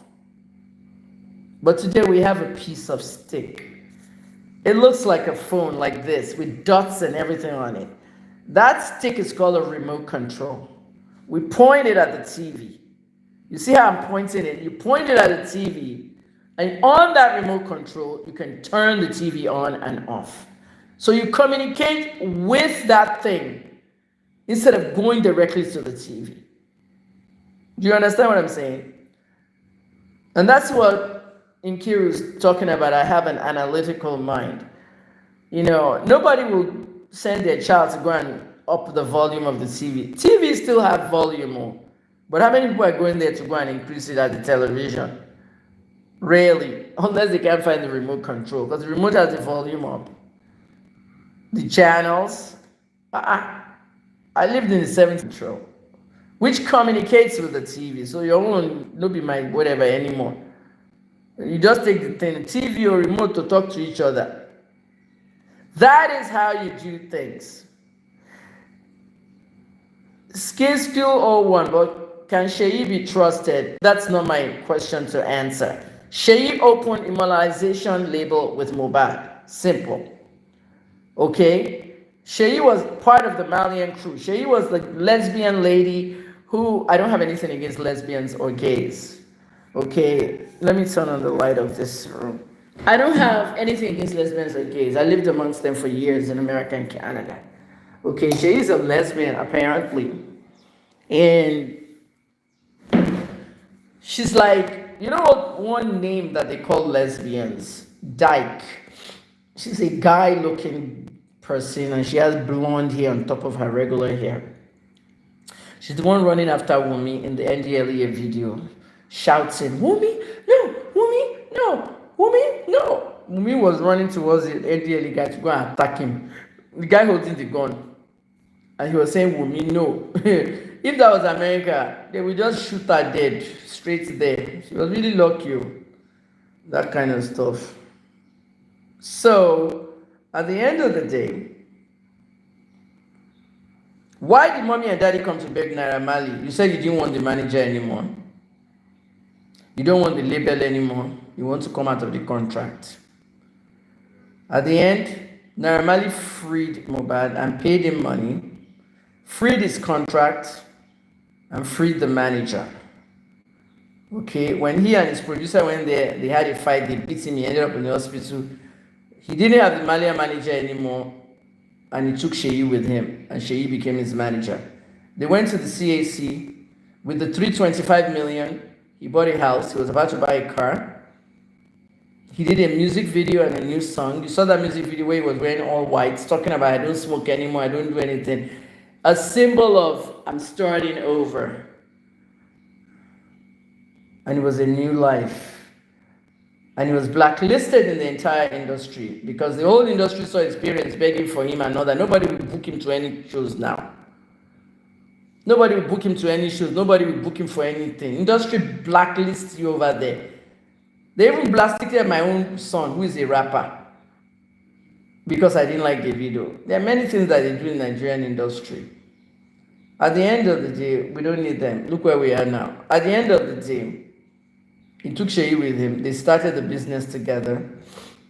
And Sheyi was the number one. There's a word I'm trying to look for. Operating officer or something like that. And Mohbad was the other one. If you go on my page, September 2023, go to the timeline of September 2023 to October, you'll see the CAC documents there. So as Sheyi is sitting down now, she can be spending the money now. She should be all the money coming from Blessed. She can be spending some of it if she wants. She's the only one that's holding that asset, and she ain't giving anybody. And she's the one that posted no debits on Mohbad's account. The millions inside Mohbad's account is frozen. Is that not what you guys call it in Nigeria? PNB, post no debit. Meaning nobody can withdraw. Wumi, you're fucked up because you have Mohbad's phone and you've been trying to withdraw all his money on his bank app. You have the password, you have the phone, you have everything, and you're going to go down. Ole nye Wumi, ole nye. You're going to go down for killing Mohbad. I did you say you're truly wonderful. You should be impacting knowledge in university and colleges. Which university needs me in Nigeria? When I left Nigeria, I couldn't tell anybody this. I'll say it on this broadcast. When I left Nigeria, maybe 3 months after we left last year, University of Ibadan contacted me. They wanted me to be a lecturer in their mass communications department, a senior lecturer. Wouldn't that have been nice when I was in Nigeria? Wouldn't that have been nice when I was living in Ibadan? Nobody celebrated in my hometown. I left in 2019 and moved to Lagos for 5 years. And I told them, I didn't respond. My publicist does all that. My publicist from New York contacted the university and they told them that I no longer live in Nigeria. The university insisted that I can teach the courses via Zoom. I'm like, so I'm that important. They wanted me to teach it via Zoom. And depends on what I got some offers from some West African universities too. I won't mention their names, but people said they love me as a journalist and they really wanted me to teach. I have my own school online, okay, 2222 Media School. So go follow it on X. 2222 Media School is the handle. 2222 Media Institute. I teach all kinds of courses. I have done 2 hours music seminar for free on Facebook, and I've done 2 hours seminar free skit making on TikTok free. I've done a lot of free stuff, and then I've taught blogging. I've taught so many things like 10 years ago, and now even at the school, I've taught content creation, monetization. These are like 100,000 naira courses. I taught it for 10,000 and 1,500. I don't make money from it. But I'm not teaching anymore. I'm just posting things that are being done wrong or right in the media. So follow it if you want to learn more about the media. I can't teach right now because of the exchange rate. It's not possible. Most of my classes, my webinars are like 30K. Okay, I reduced them from 150K to 30K. But even at the 30K, Nigerians don't have 30K. And 30K is like $5 or something. So I can't even teach it for $5 because the ones in the diaspora, I teach them for $100, so nobody has that. So we're on hold right now. If you're in the diaspora, you want to learn monetization, you're supposed to be making money. 3,800 US, Canada, and UK. At least 4,000 a month you should be making of Facebook monetization. Right? Anyway, YouTube monetization is everybody. But at the end of the day, guys, Wumi, who is this Guns? Very good question. As far as I'm concerned, Sheyi and Wumi they're not birds of the same feather, I beg. Please don't class them together. Wumi and Sheyi are not birds of the same feather. Okay, they have no relationship. All right? All these herd mentality things, you hear something from one person, you carry it to another person. You are hearing it from the horse's mouth, the best.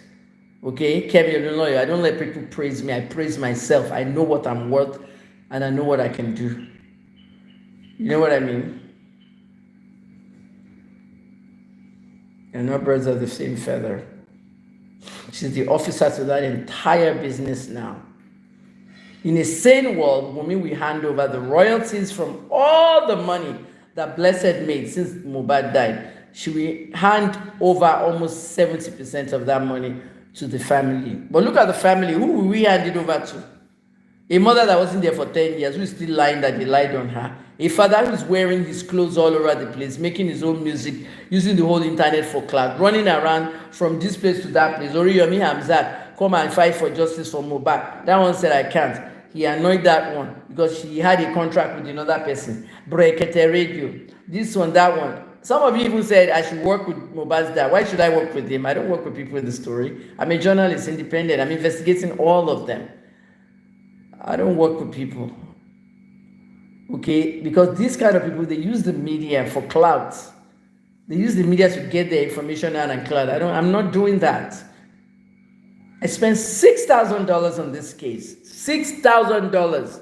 All my Facebook monetization money when I left Nigeria, I used it on this case. Nigerians donated $2,000 out of the six. So $4,000 of my own money.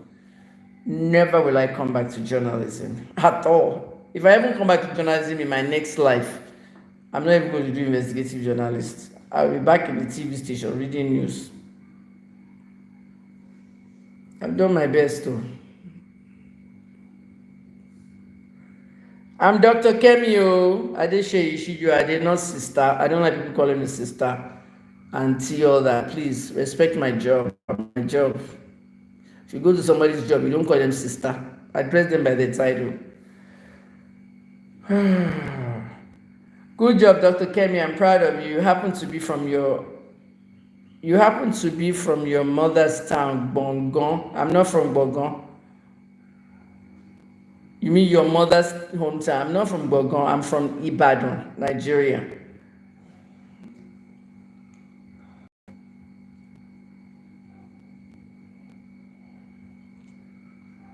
Some messages are hidden. I can't be checking them. It's possible Wumi was responsible for the death of Mohbad and Mohbad's brother found out and aided her. It's not possible. She killed Mohbad. We're the journalists. We're the investigators. Let's do our job. Did you not hear what Mohbad's dad said? When Wumi does the DNA, I will announce who killed Mohbad. What's in for clues? Joseph Aloba. Buki Jesse went to open GoFundMe for Joseph Aloba. She's in England. She can open a GoFundMe over there. For what? You have Nigerians. Nigerians should be donating to me to say thank you, Dr. Kemi, 30 years of work. In this life now, I've collected like $70, $80. And I thank those people that donated, to say thank you. Help me contribute towards my vacation. But no, you're going to carry all your money for Mr. Ibu. Mr. Ibu that they're going to amputate his leg because he possibly has diabetes that has really eaten through his legs. But everybody was donating. Next thing you know, they amputated him. Everybody was like, oh, Dr. Kemi was right. Dr. Kemi was right. Eloko Ogboyin fún mi, àwọn family Mr. Ibu. Next thing you know, Mr. Ibu's wife wanted an iPhone 15 out of donations that's supposed to treat him. The minute that money came in, before they amputated him, they should have flew him into London. Flew abroad. America is 10 hours on the plane. London is 6 hours, the shortest.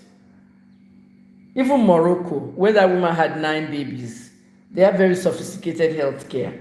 Even South Africa. You should have flown him out, saved his leg, everything. No, some woman was fighting over iPhone 15. Jasmine was fighting over. The next thing you know, 50 million missing. They arrested them. I want to tell them flow here. And then one cross dresser, J Boogie, that one lady in the hospital with machine and everything. You are donating to people like that. And then a blogger came and said J Boogie doesn't need the money. It's a lie. He doesn't have kidney failure. And then later J Boogie gets out of the bed and says, sorry, I lied. I'm sorry. People are scamming you to your face instead of you to take care of me. Oh, I'm having chest pains again. I have to go to the hospital.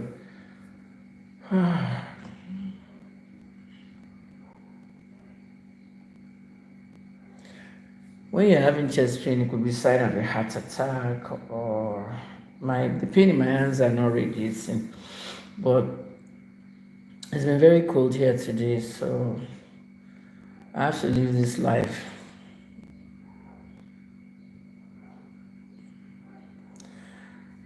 Oh, I don't know about the monarch. You know, there are two monarchs we're talking about now. The monarch that's protecting Wumi and this Elegushi person that you guys are talking about on the petition and all that. Is that Sekinat's husband, Sekinat Elegushi? Because I know Sekinat, I met her doing now in his wedding. In fact, they're the one that owned the building, the hall, the hall where Toyin had that wedding, Monarch Event Center or something. I don't know anything about her and Wumi. It's another king that's running the show here. Honorable JJ, fake name. Are you honorable? You thought Tinubu had given me an appointment. You thought. Have you found out whether he did? Go and find out first. Nigerians are just not intelligent. You're all smart but not intelligent. Since when did I come up on NDLA live and tell everybody that it's April Fool's? It's a joke that we made now. And there was a good message there, and I spoke about that message on the NDLA live. Let me go and collect that audio. Everybody had a plan for drug abuse suddenly because Kemilino is entering government. Take your plans and join the NDLA every Friday. Listen to their show. Contribute. Don't run to me because you want a job under me. I'm not in Nigeria. Nobody gave me a job. It was an April Fool's joke. I'm done. I'm having problems breathing. I don't want to come and die of heart attack. My back is hurting me. I'm an asthmatic and all that. If you can, please send me a gift too. 30th anniversary gifts. Send me a gift. I'll be on Facebook tonight. I'll do some food reels. I have a lot of food reels. I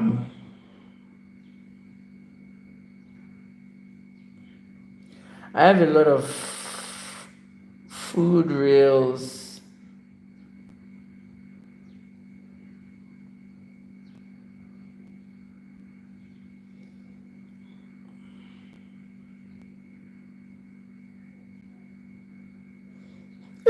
I'm looking at something, it's so funny. I have a lot of food reels that I want to put out. Just my meals when I cook. You know what I'm saying? Okay, since I'm done, I hope they don't manipulate the results. I don't know. I don't know where the results are. I've always had my own thing about what results? The toxicology results. Why did they take it to America? Anyway, I don't know. Honorable JJ, sorry, man. No need to be sorry. Okay.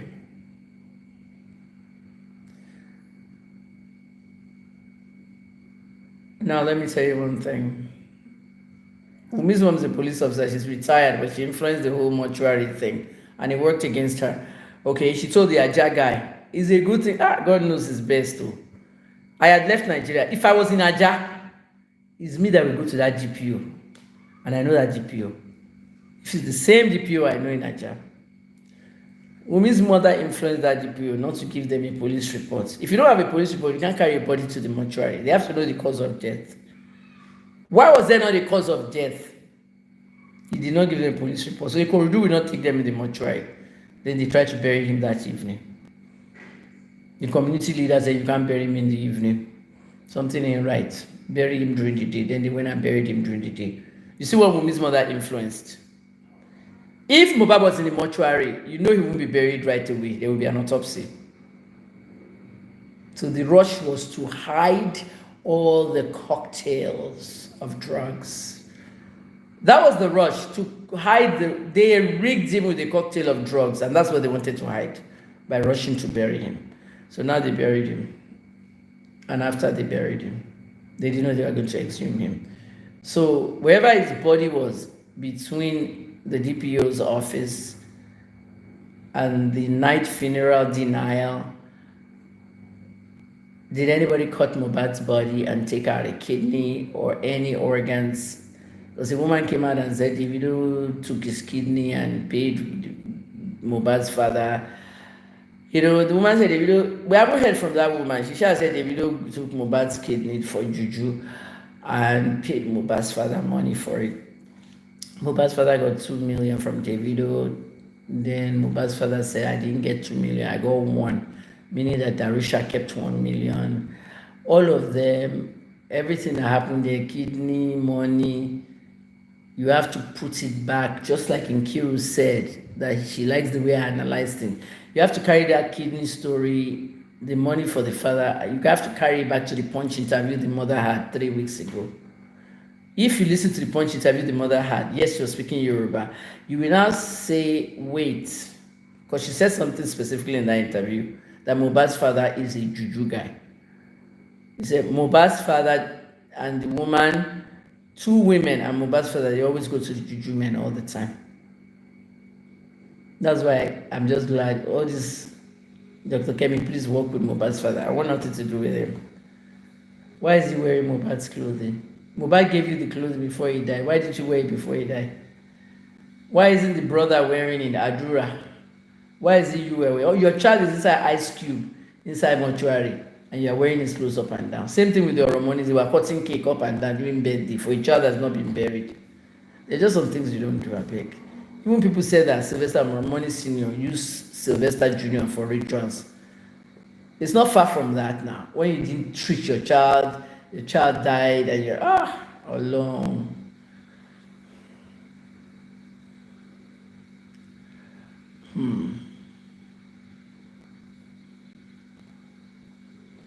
Kim Kardashian 123. That's a fake account. I don't like reading comments on fake accounts. I don't know anything about Adura and Wunmi going to court that they want Mohbad's royalty. They can't get it.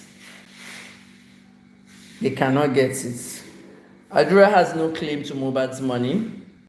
Wunmi has no claim to Mohbad's money because Wunmi is not legally married to Mohbad, number 1. They had a parlor wedding. Okay, go to Prime Boy's page and see what Prime Boy wrote. When the time comes, you will be exposed on the death of your boyfriend. Why did Prime Boy call Mohbad boyfriend? The death of your boyfriend. Why? They're not legally married, so she has no claim. The only person that has a claim is his son. And to give that boy that money, they have to prove that it's his son. DNA. So if you like, don't do DNA.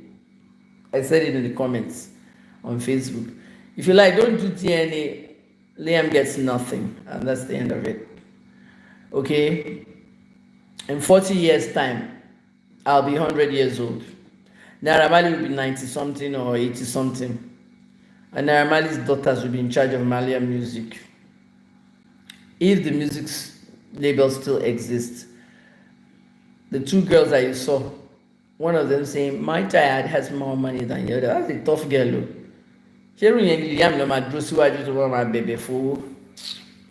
Better get serious. So they have no claim. The court they will go to is probate. And the probate lawyer is going to dismiss them fast because the parents are still alive. When you're going to a probate court, The parents of the artist are the ones supposed to file, not the brother and the wife. But the wife is not legally married.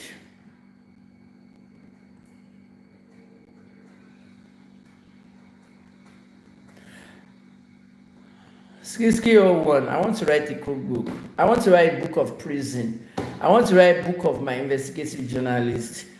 I want to do so much, but if I decide to start these projects, you won't see me online again. That's the problem. Like in May now, May 1st, I have to start with my son's music. May, June, July, August, the whole summer thing. We've already missed Coachella. And I want to bring my child to Africa. I need to take him to Ghana. Ghana likes rap. I want him to perform at some of the clubs there. Some of the DJs I met in Ghana, DJ Lots of Bills and all those guys, they said they would plan, they would arrange a show.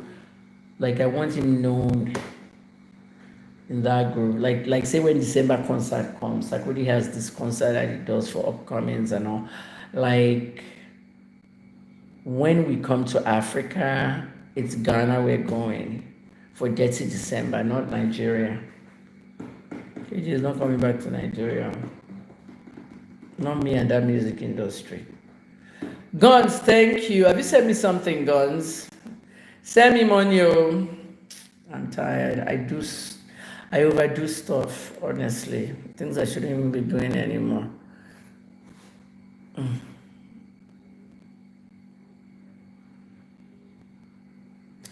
Doctor, you said the boy is not from Mohbad. Adeze, where are you coming from? You're coming at the end of the show. Go and watch the whole show.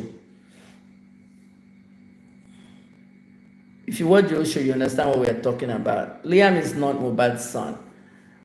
If she wants to prove me wrong, she has to do a DNA test. That's the end of it. She's not going to get a penny. Chetty Oseni, you are such a loaded talent. I just should cherish and be proud. They don't cherish me. They don't care. Remember that year I said everybody must donate 1,000. That 663,000 people on Facebook. If you guys give me 1,000 each, we raise 663 million. 663 million, I will build a state-of-the-art studio in Nigeria.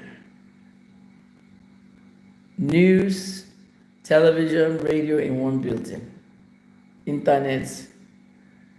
But Nigerians don't think that way. And I will name it the People's Station because the people paid for it.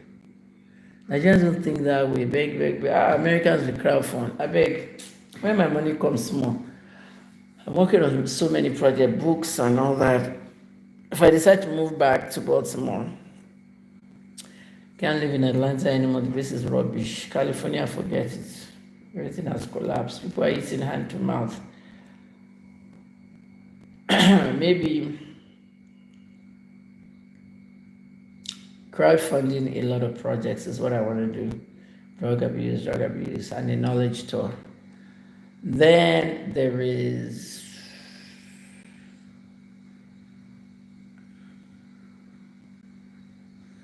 Gun said, I've sent previously, but I promised to send in. Oh, thank you for the past. Thanks for upcoming. Adeze, my Aza is somewhere on this thread. Nigerian Aza, First Bank, 2007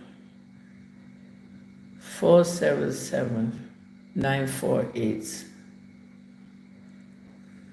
Don't blame Baba Mohbad, is confused somehow. He has so many directors. He's not confused.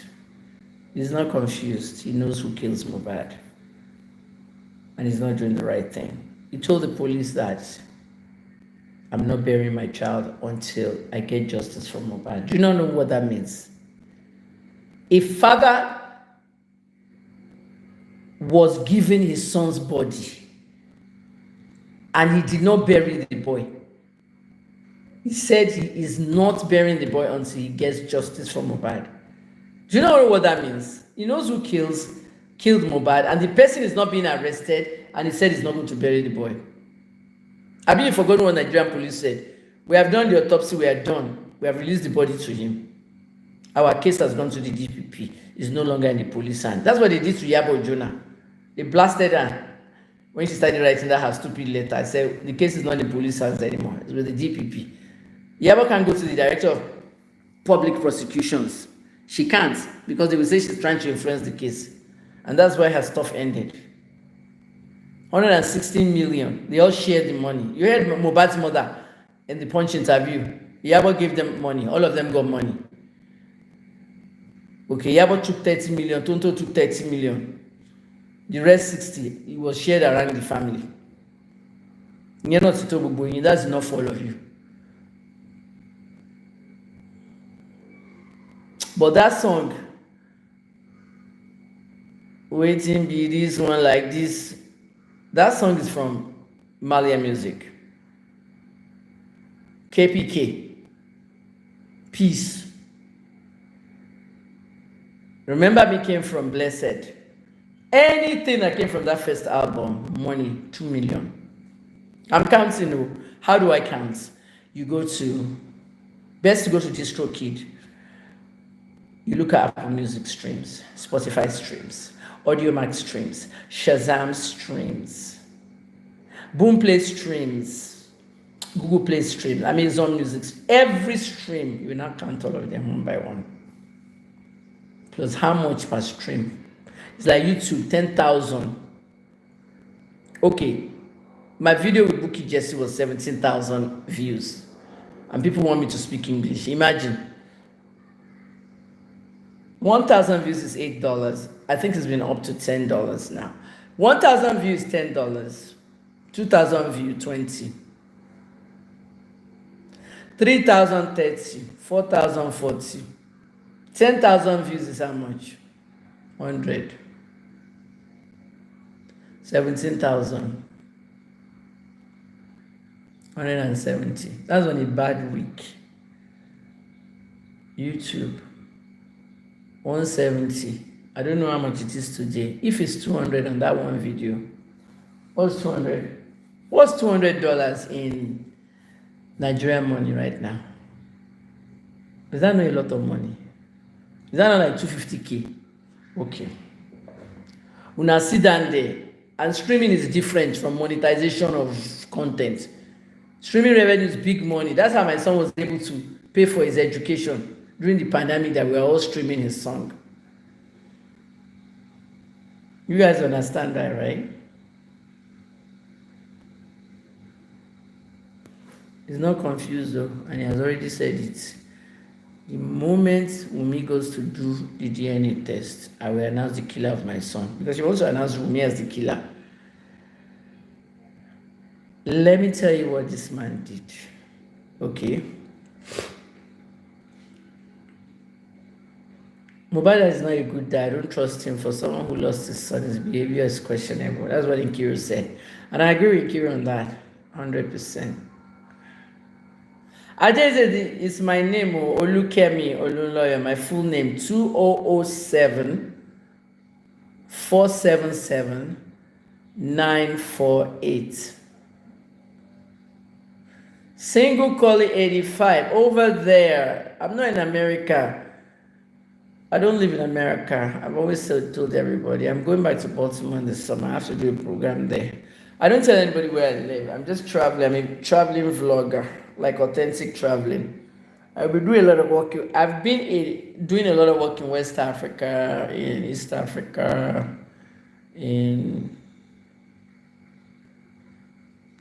when I went to Qatar, people thought I went to work for Al Jazeera. I was there, but I wasn't there to work. You know, the situation in America on fentanyl is the same, just as bad. That's why I want to go and work with the White House. You know how hard it is to live in America. People are living for hand to mouth. There's no money. Cost of living is too high. Too high everywhere. I don't know how to pin an account, so there's just so many things here. I don't want to end up. Let me post the account after the show. Did you guys share this show? Because this show is like 1 hour 54 minutes. I will end at 2 hours. Share this show. Everybody has to watch the whole show. Why is YouTube holding? Oh, okay. This message is held for review. It's spam.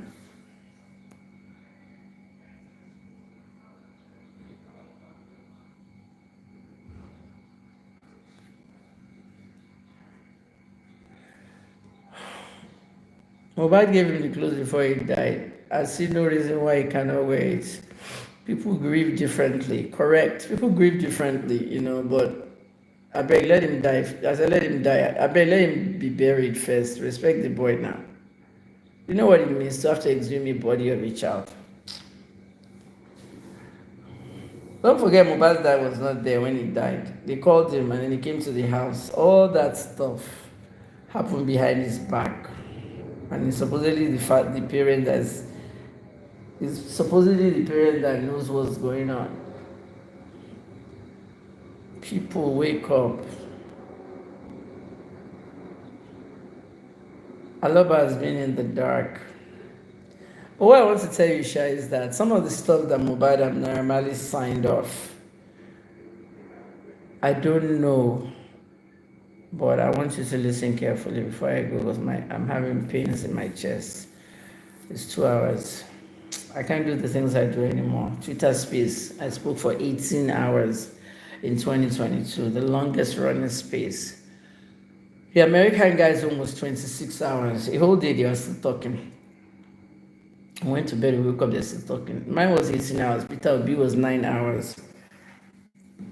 But I'm the longest in Nigerian history. If I want to do Guinness World Records, I'll do 48 hours. But I don't know. My health is so important. I plan it, maybe get sponsors or something.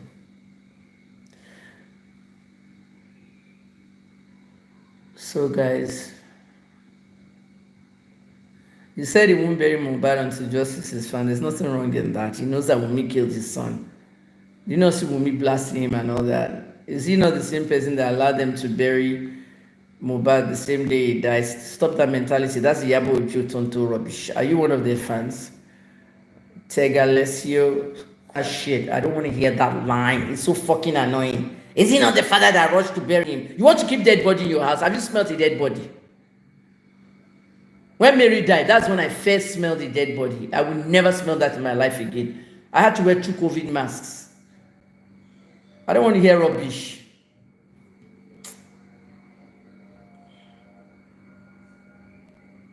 Mohbad's father did not have the opportunity to have his child exhumed.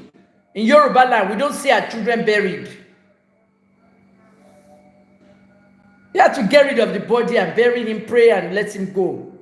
But somebody blew the alarm. What killed Mohbad? One doctor tweeted. I don't know who was it. Was it Dr. Penking? One of those internet guys.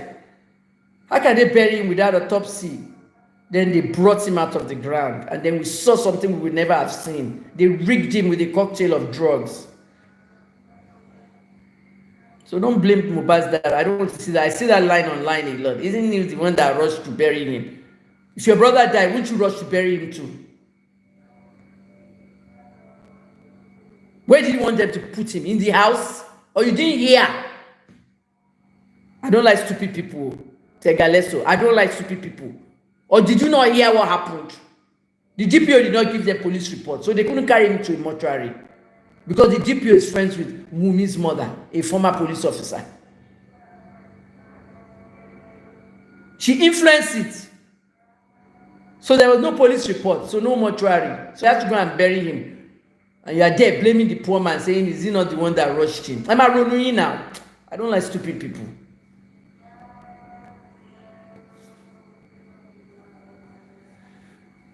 Maria's minimal life. What's your problem with my thyroid level? Please, I beg. That's not what we're talking about. Delete that comment or emoji from my channel.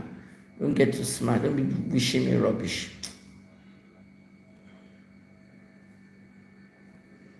Let me even remove you now. Look at you asking for all my medical issues. I use on this channel. But I don't see your real name. You know, you are not real. I'm shouting because I don't like people thinking that way. At the beginning of this program, I said something and I will continue saying it. I'm very brilliant. I'm carrying a 207 IQ. I'm a genius. I know how to analyze things. My grandfather was the first DIG in Nigeria.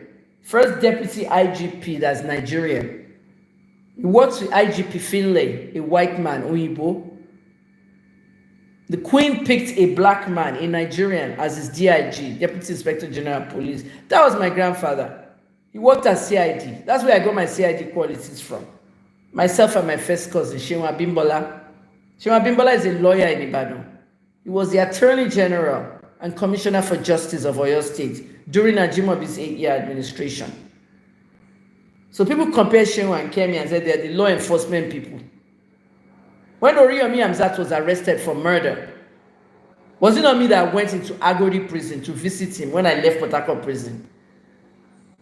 When my cousin came to me, Shehu said, don't go to that prison again. I want to prosecute that guy because of the murder of the 17-year-old boy. There was an orphan, homeless boys that they took off the streets. They put shelter in their heads.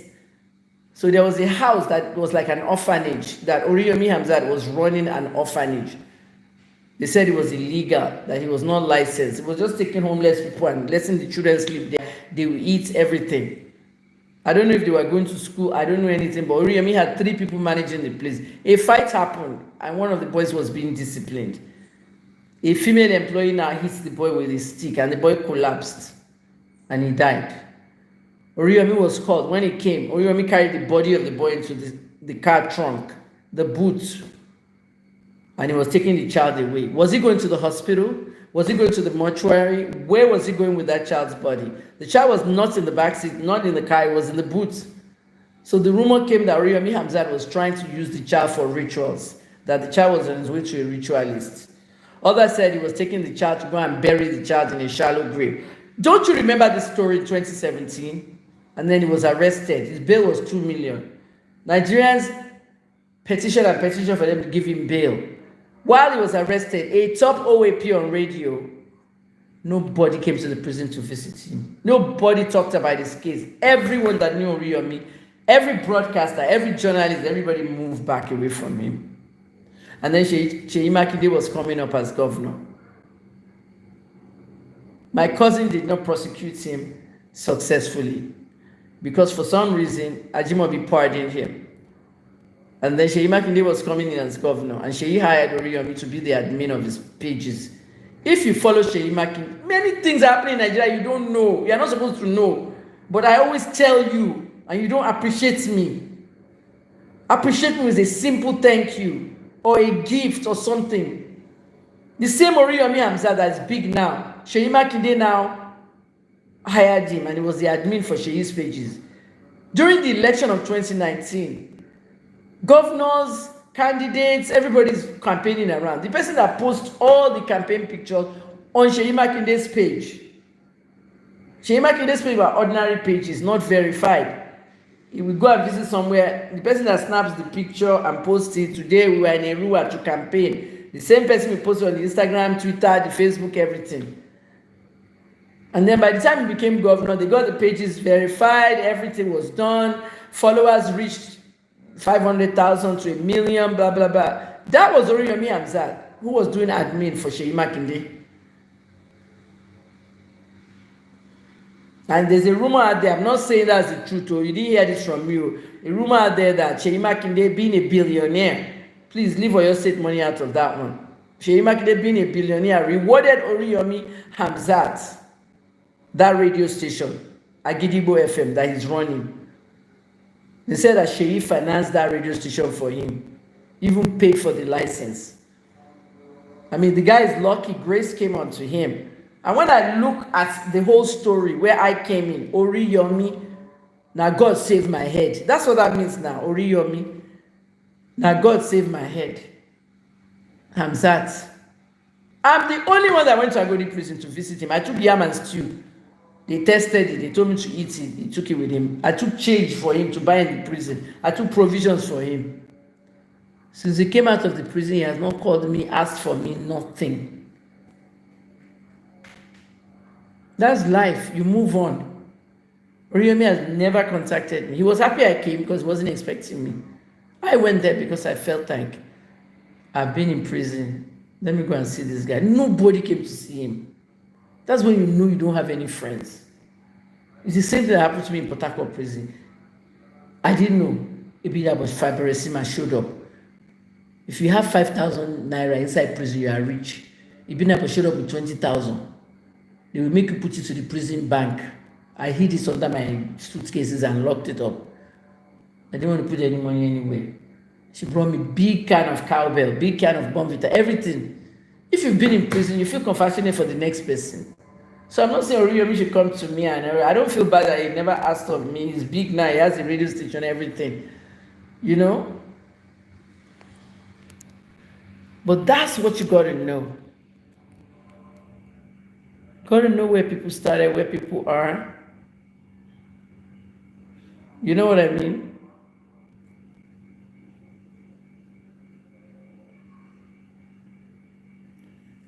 Please don't ask me about working for the Nigerian government. Number one, we're not going off topic on this thing. All right? Remember what I said? No off topic conversations on my life. So Tega, you understand now why the boy said why he was rushed to be buried. If they did not exhume his body, we would not have found out that they rigged him with the cocktail of drugs. And it was not the father that rigged him. Okay? Call out, so you didn't see any screenshot of me saying I'm working for drug abuse in the government. You did not see any damn screenshot. All right? You saw a post by me. Get it together, okay? That was an April Fool's joke. That one I've already posted about. And I spoke about on the NDLA Spaces live. Because you guys are not in touch with reality. Old news. The week after that, I was live on the NDLA. It's what happened during that time that you should be asking for. Everybody sending me proposals. They want to work with me. They want to do this. So you know about drug abuse. So you know how to help drug abuse. You now kept quiet until Kemi is there now. That's how it is now. See, you at the top mentality. I told everyone, these are great ideas you have. Get into the NDLA spaces. Participate. Be part of it. Don't always look for somebody to get up there. That's your answer to that.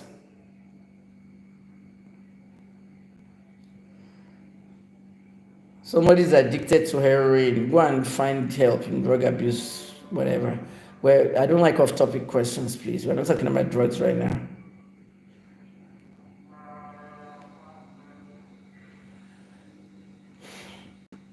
Igbos don't bury children the way we bury children. Mohbad's father shouldn't have been anywhere around Mohbad's body. They don't understand, so don't blame.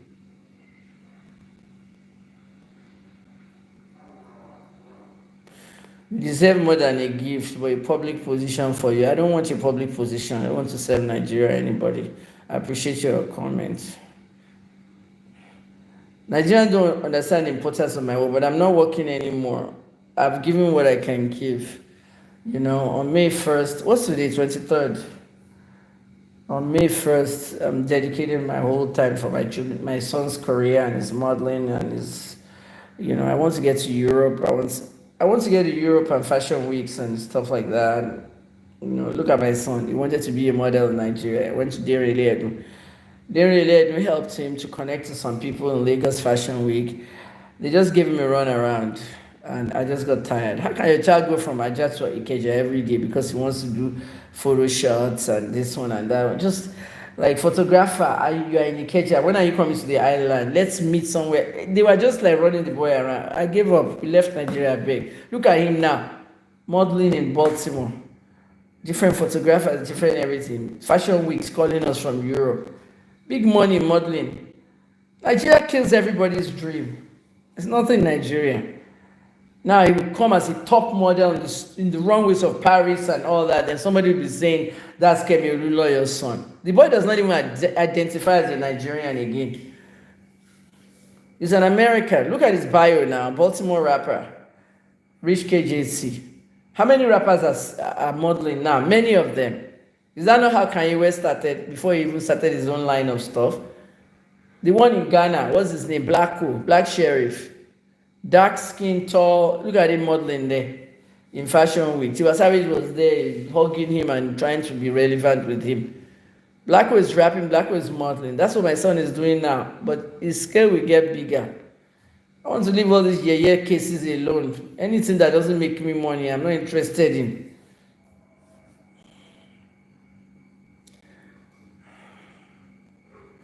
Wumi will not do any DNA test because she's already did before and it's negative. It's not negative.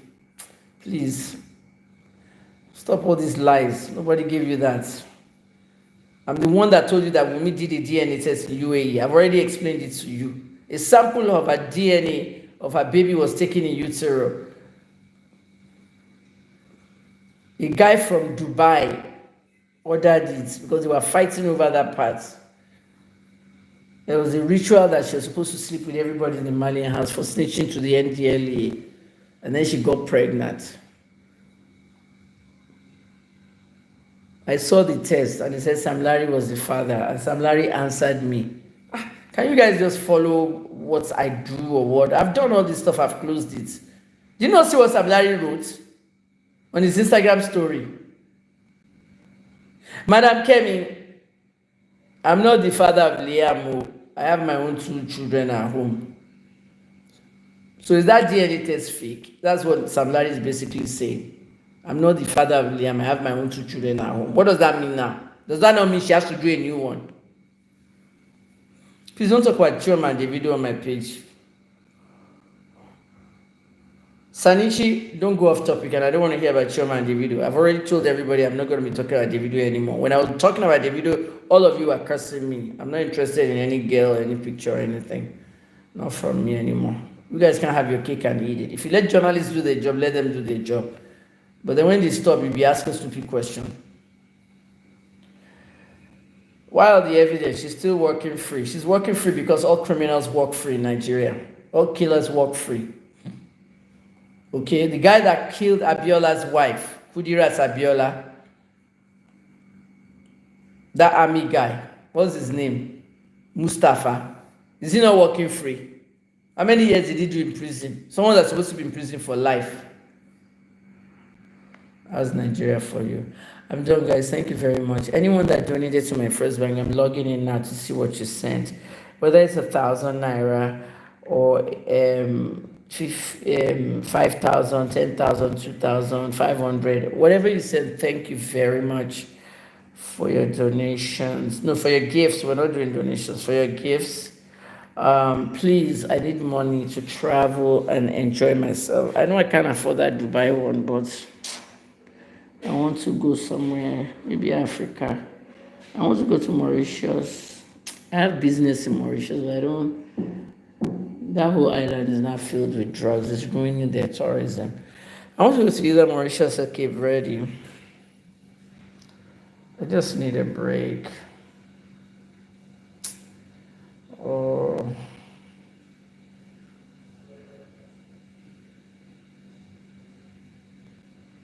I need a break.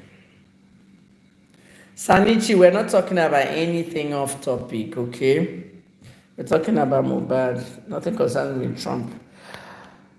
I'm no longer a journalist. Guys, send a gift. Thank you. I'll post the account number when this thing finishes. Hamzat Al Mustafa, that's the name of the guy. I will be back on Facebook later tonight. I have about a week left before I start my son's work. Abiola, yeah, she was killed inside her car. She had a gun, should have shot first. That's why guns should be legal in Nigeria. If it was another seat, I killed him. Beauty Zambia from Germany, send money now. That's the money I've never spent, euro.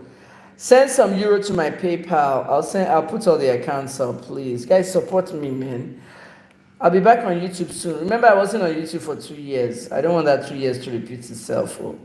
No, because there's things now that I have to do outside social media. I'm a content creator now and a vlogger. I'm no longer a journalist. I'm not practicing anymore. 3 decades is enough. I don't think I'm going to do a video for the Abuja thing. I'm tired. My chest is paining me. Between heartburn and whatever, I ate something very spicy this morning, Chinese food. But let me just tell you what I think about the Abuja case. All these girls are Hausa girls, children of rich Hausas in Abuja.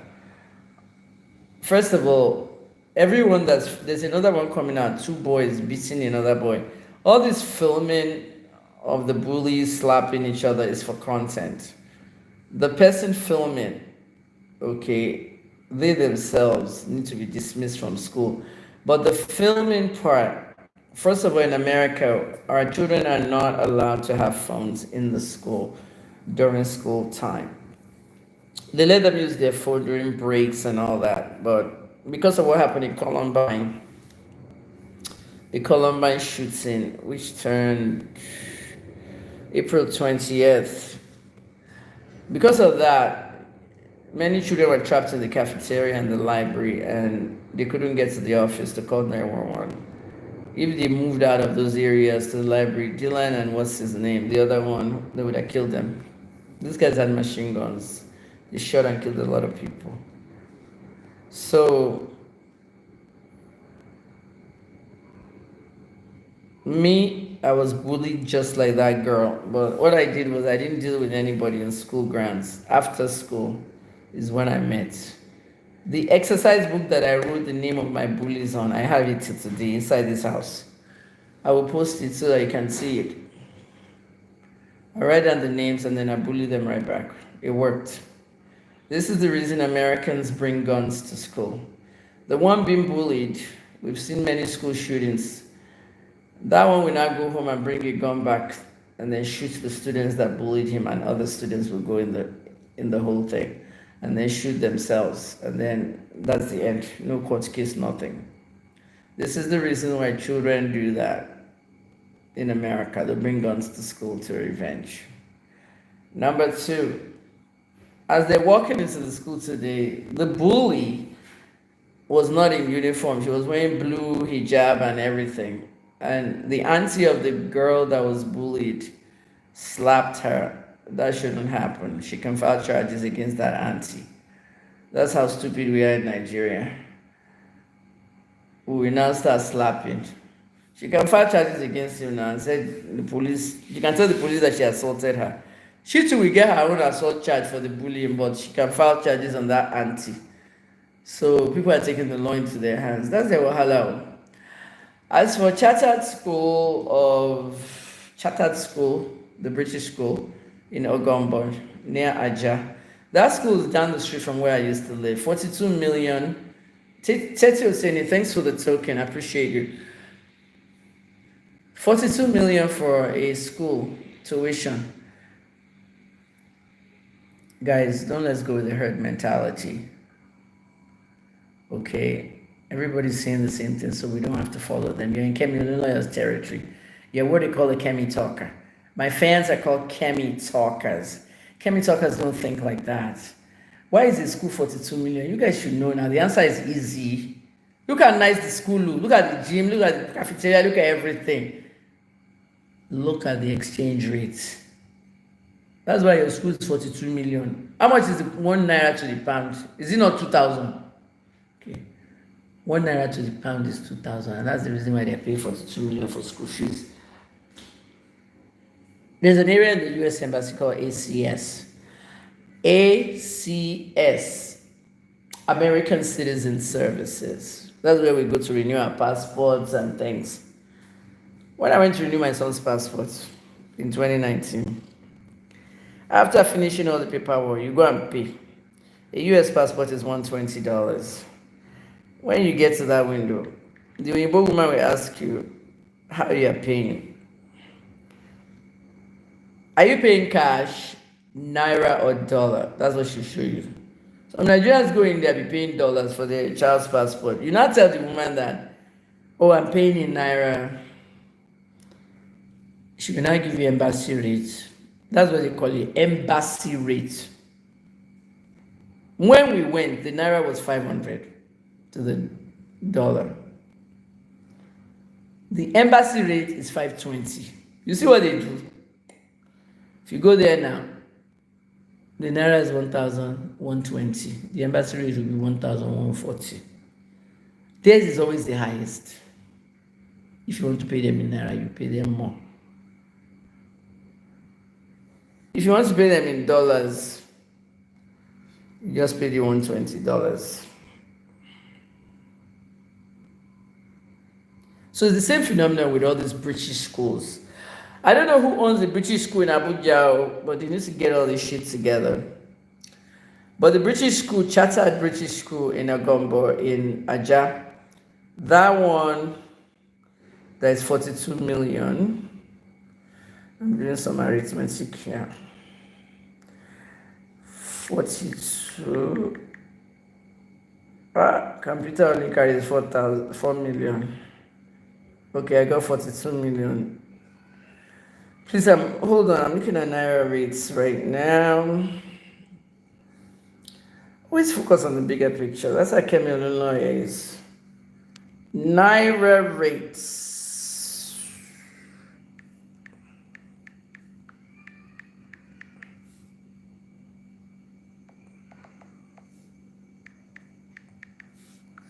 Okay, guys. We have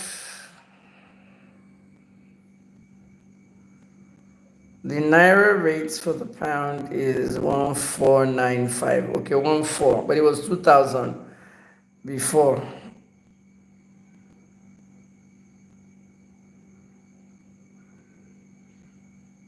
Okay, world remit is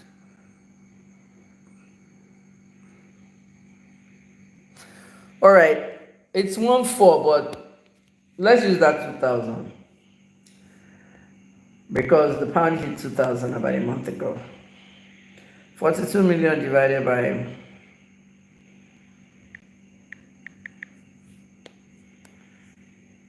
2000 is 21 million.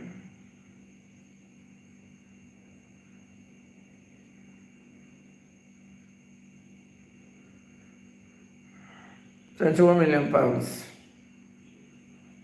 21,000, sorry. It's not high now. £21,000 is not high. I want to find out the tuition.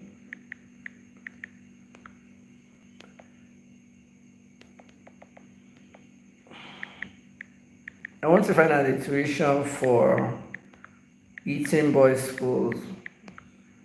For Eton Boys School in London, how much does it cost to go to Eton? I'm sure it's not £21,000. Hey, see now. So guys, wake up. It's the exchange rates. Eton College is £46,000, £296 per year. US dollar 55,000 per year. My school is even higher than all of that. Imagine Philadelphia College of Pharmacy, oldest pharmacy school in North America. I went there. I paid $5,000 a year. 1983, $5,000 a year. My school now is almost 100,000. Okay, Eton College in UK is £46,000, which is $55,000. That's cheap now, and it's one of the elite schools. Boys' schools, so many prominent boys when they're there, like men, Winston Churchill, all these big person. So Teti Oseni, don't be part of the herd mentality people. You're a Kemi talker. It's the exchange rate that's killing it. See? Go and Google Eton College. That's one of the most expensive boys' school in England. I just picked Eton. There are many schools. I didn't pick a university. I picked a boys' school. Eton College is a secondary school for boys. So £46,000 a year. So if we are going to Eton, no Nigerian in their right mind will even send their children to Eton today. £46,000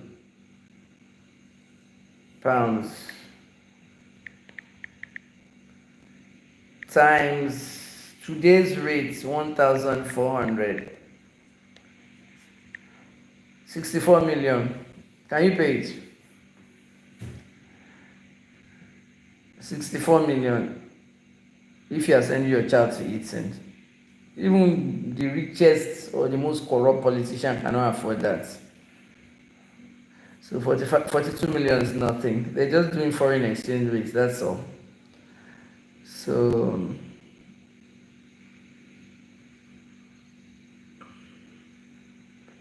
Wait, what are you talking about? The exchange rate in the late 70s and 80s, our parents paid an arm for a private. No, which parents? Shiski. We didn't pay anything, no. What are you talking about? In the 70s and 80s, that's when I went to school. School fees was 1,200. I went to school in Oxford, Mode Study Center. That was my HSC school. You know HSC, high school diploma, before you go to university. A levels, 2 years, is 1,200 a year. The ticket was 400 naira return. British Airways, British Caledonia. I think you typed this wrong. 70s and 80s, we didn't pay any arm and leg. And I have all my receipts. Didn't you see my receipt on Shehu Sonny, the senator's speech, of my ticket to New York when I first went to America? My ticket to New York was $787. 787 naira return. Lagos, New York, Lagos. UBA, where I changed it. Chelsea era. Nobody paid an arm and leg. Everybody went to school abroad after the teachers refused to go back to class. Secondary school and primary school teachers were on strike. That's what made all of us go to school abroad. I was telling that story on Tunde Idnon's speech. People don't want to believe. You better learn the history of Nigeria. Everybody could afford it, I beg. Market women, they were the number one. Those market women that sell lace, gold, their children were the first to go abroad before any politician or anybody. That's how it was. My parents did. Your parents broke an arm and a leg to pay 1,200. Do you know what my father's salary was as a governor? I can understand the rates of things at that time. My dad's salary was 5,000 naira a month. Governors made 5,000 naira a month. When Buhari took over in that coup, all the new governors that spent 3 months in office, Buhari paid them arrears of 7 months. My father got a check for 35,000 naira. I have that check, a copy of that check, of the 35K that Buhari gave my dad. If I don't post these things, people won't believe it. What are governors making now? 50 million a month. Governors are making 50 million a month. That day, 5,000. Yeah, but it was cheaper. But you can't say your father and mother broke a leg in the 70s. No, it wasn't expensive. Philadelphia College of Pharmacy was 5,000 to do pharmacy school for the year. Now my school is almost 100,000. What kind of nonsense is that? You know, even myself, maybe I should go and teach them, but I don't want to move to Philly. Philadelphia is so bad now, drugs everywhere. Everybody's a zombie and stuff. So thank you very much, everybody. We're done. Have a good one. I'll see you on Facebook. If you're not following me on Instagram, I have an archive on Instagram of all my work in 30 years, and my reels are also there. Okay, when you get to the page, you'll see the archive of all my job in journalism, but click reels. I don't keep my reels in the grid. You click reel icon and you see all the reels in a separate section.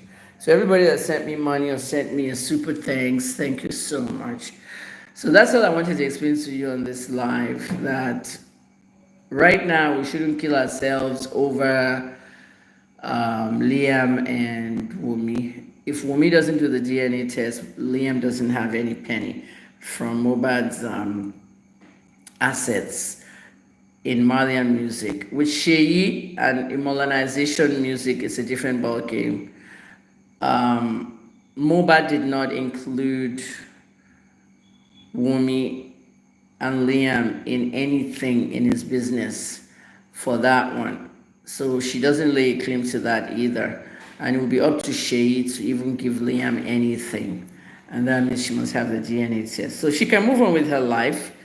I mean, if she knows she committed the crime, because everybody's accusing her, she can move on with her life, but she won't get a penny from the money. And all the other family members, they can fight probate forever. You know, they're not the first line people when it comes to probate. It's the child. It's the child's future. And probate judges in Lagos. Hey, Lagos probate judges. Oh, they're tough. They're not playing around. God bless everybody. Good night. Bye-bye. Good night, Abi. Maybe it's night in Nigeria. What's the time in Nigeria now? Nigeria should be 7. It's time 7:46. We tried. Okay? So share this video, please. I'll post my account numbers if you want to send me a gift. Thank you so much, guys.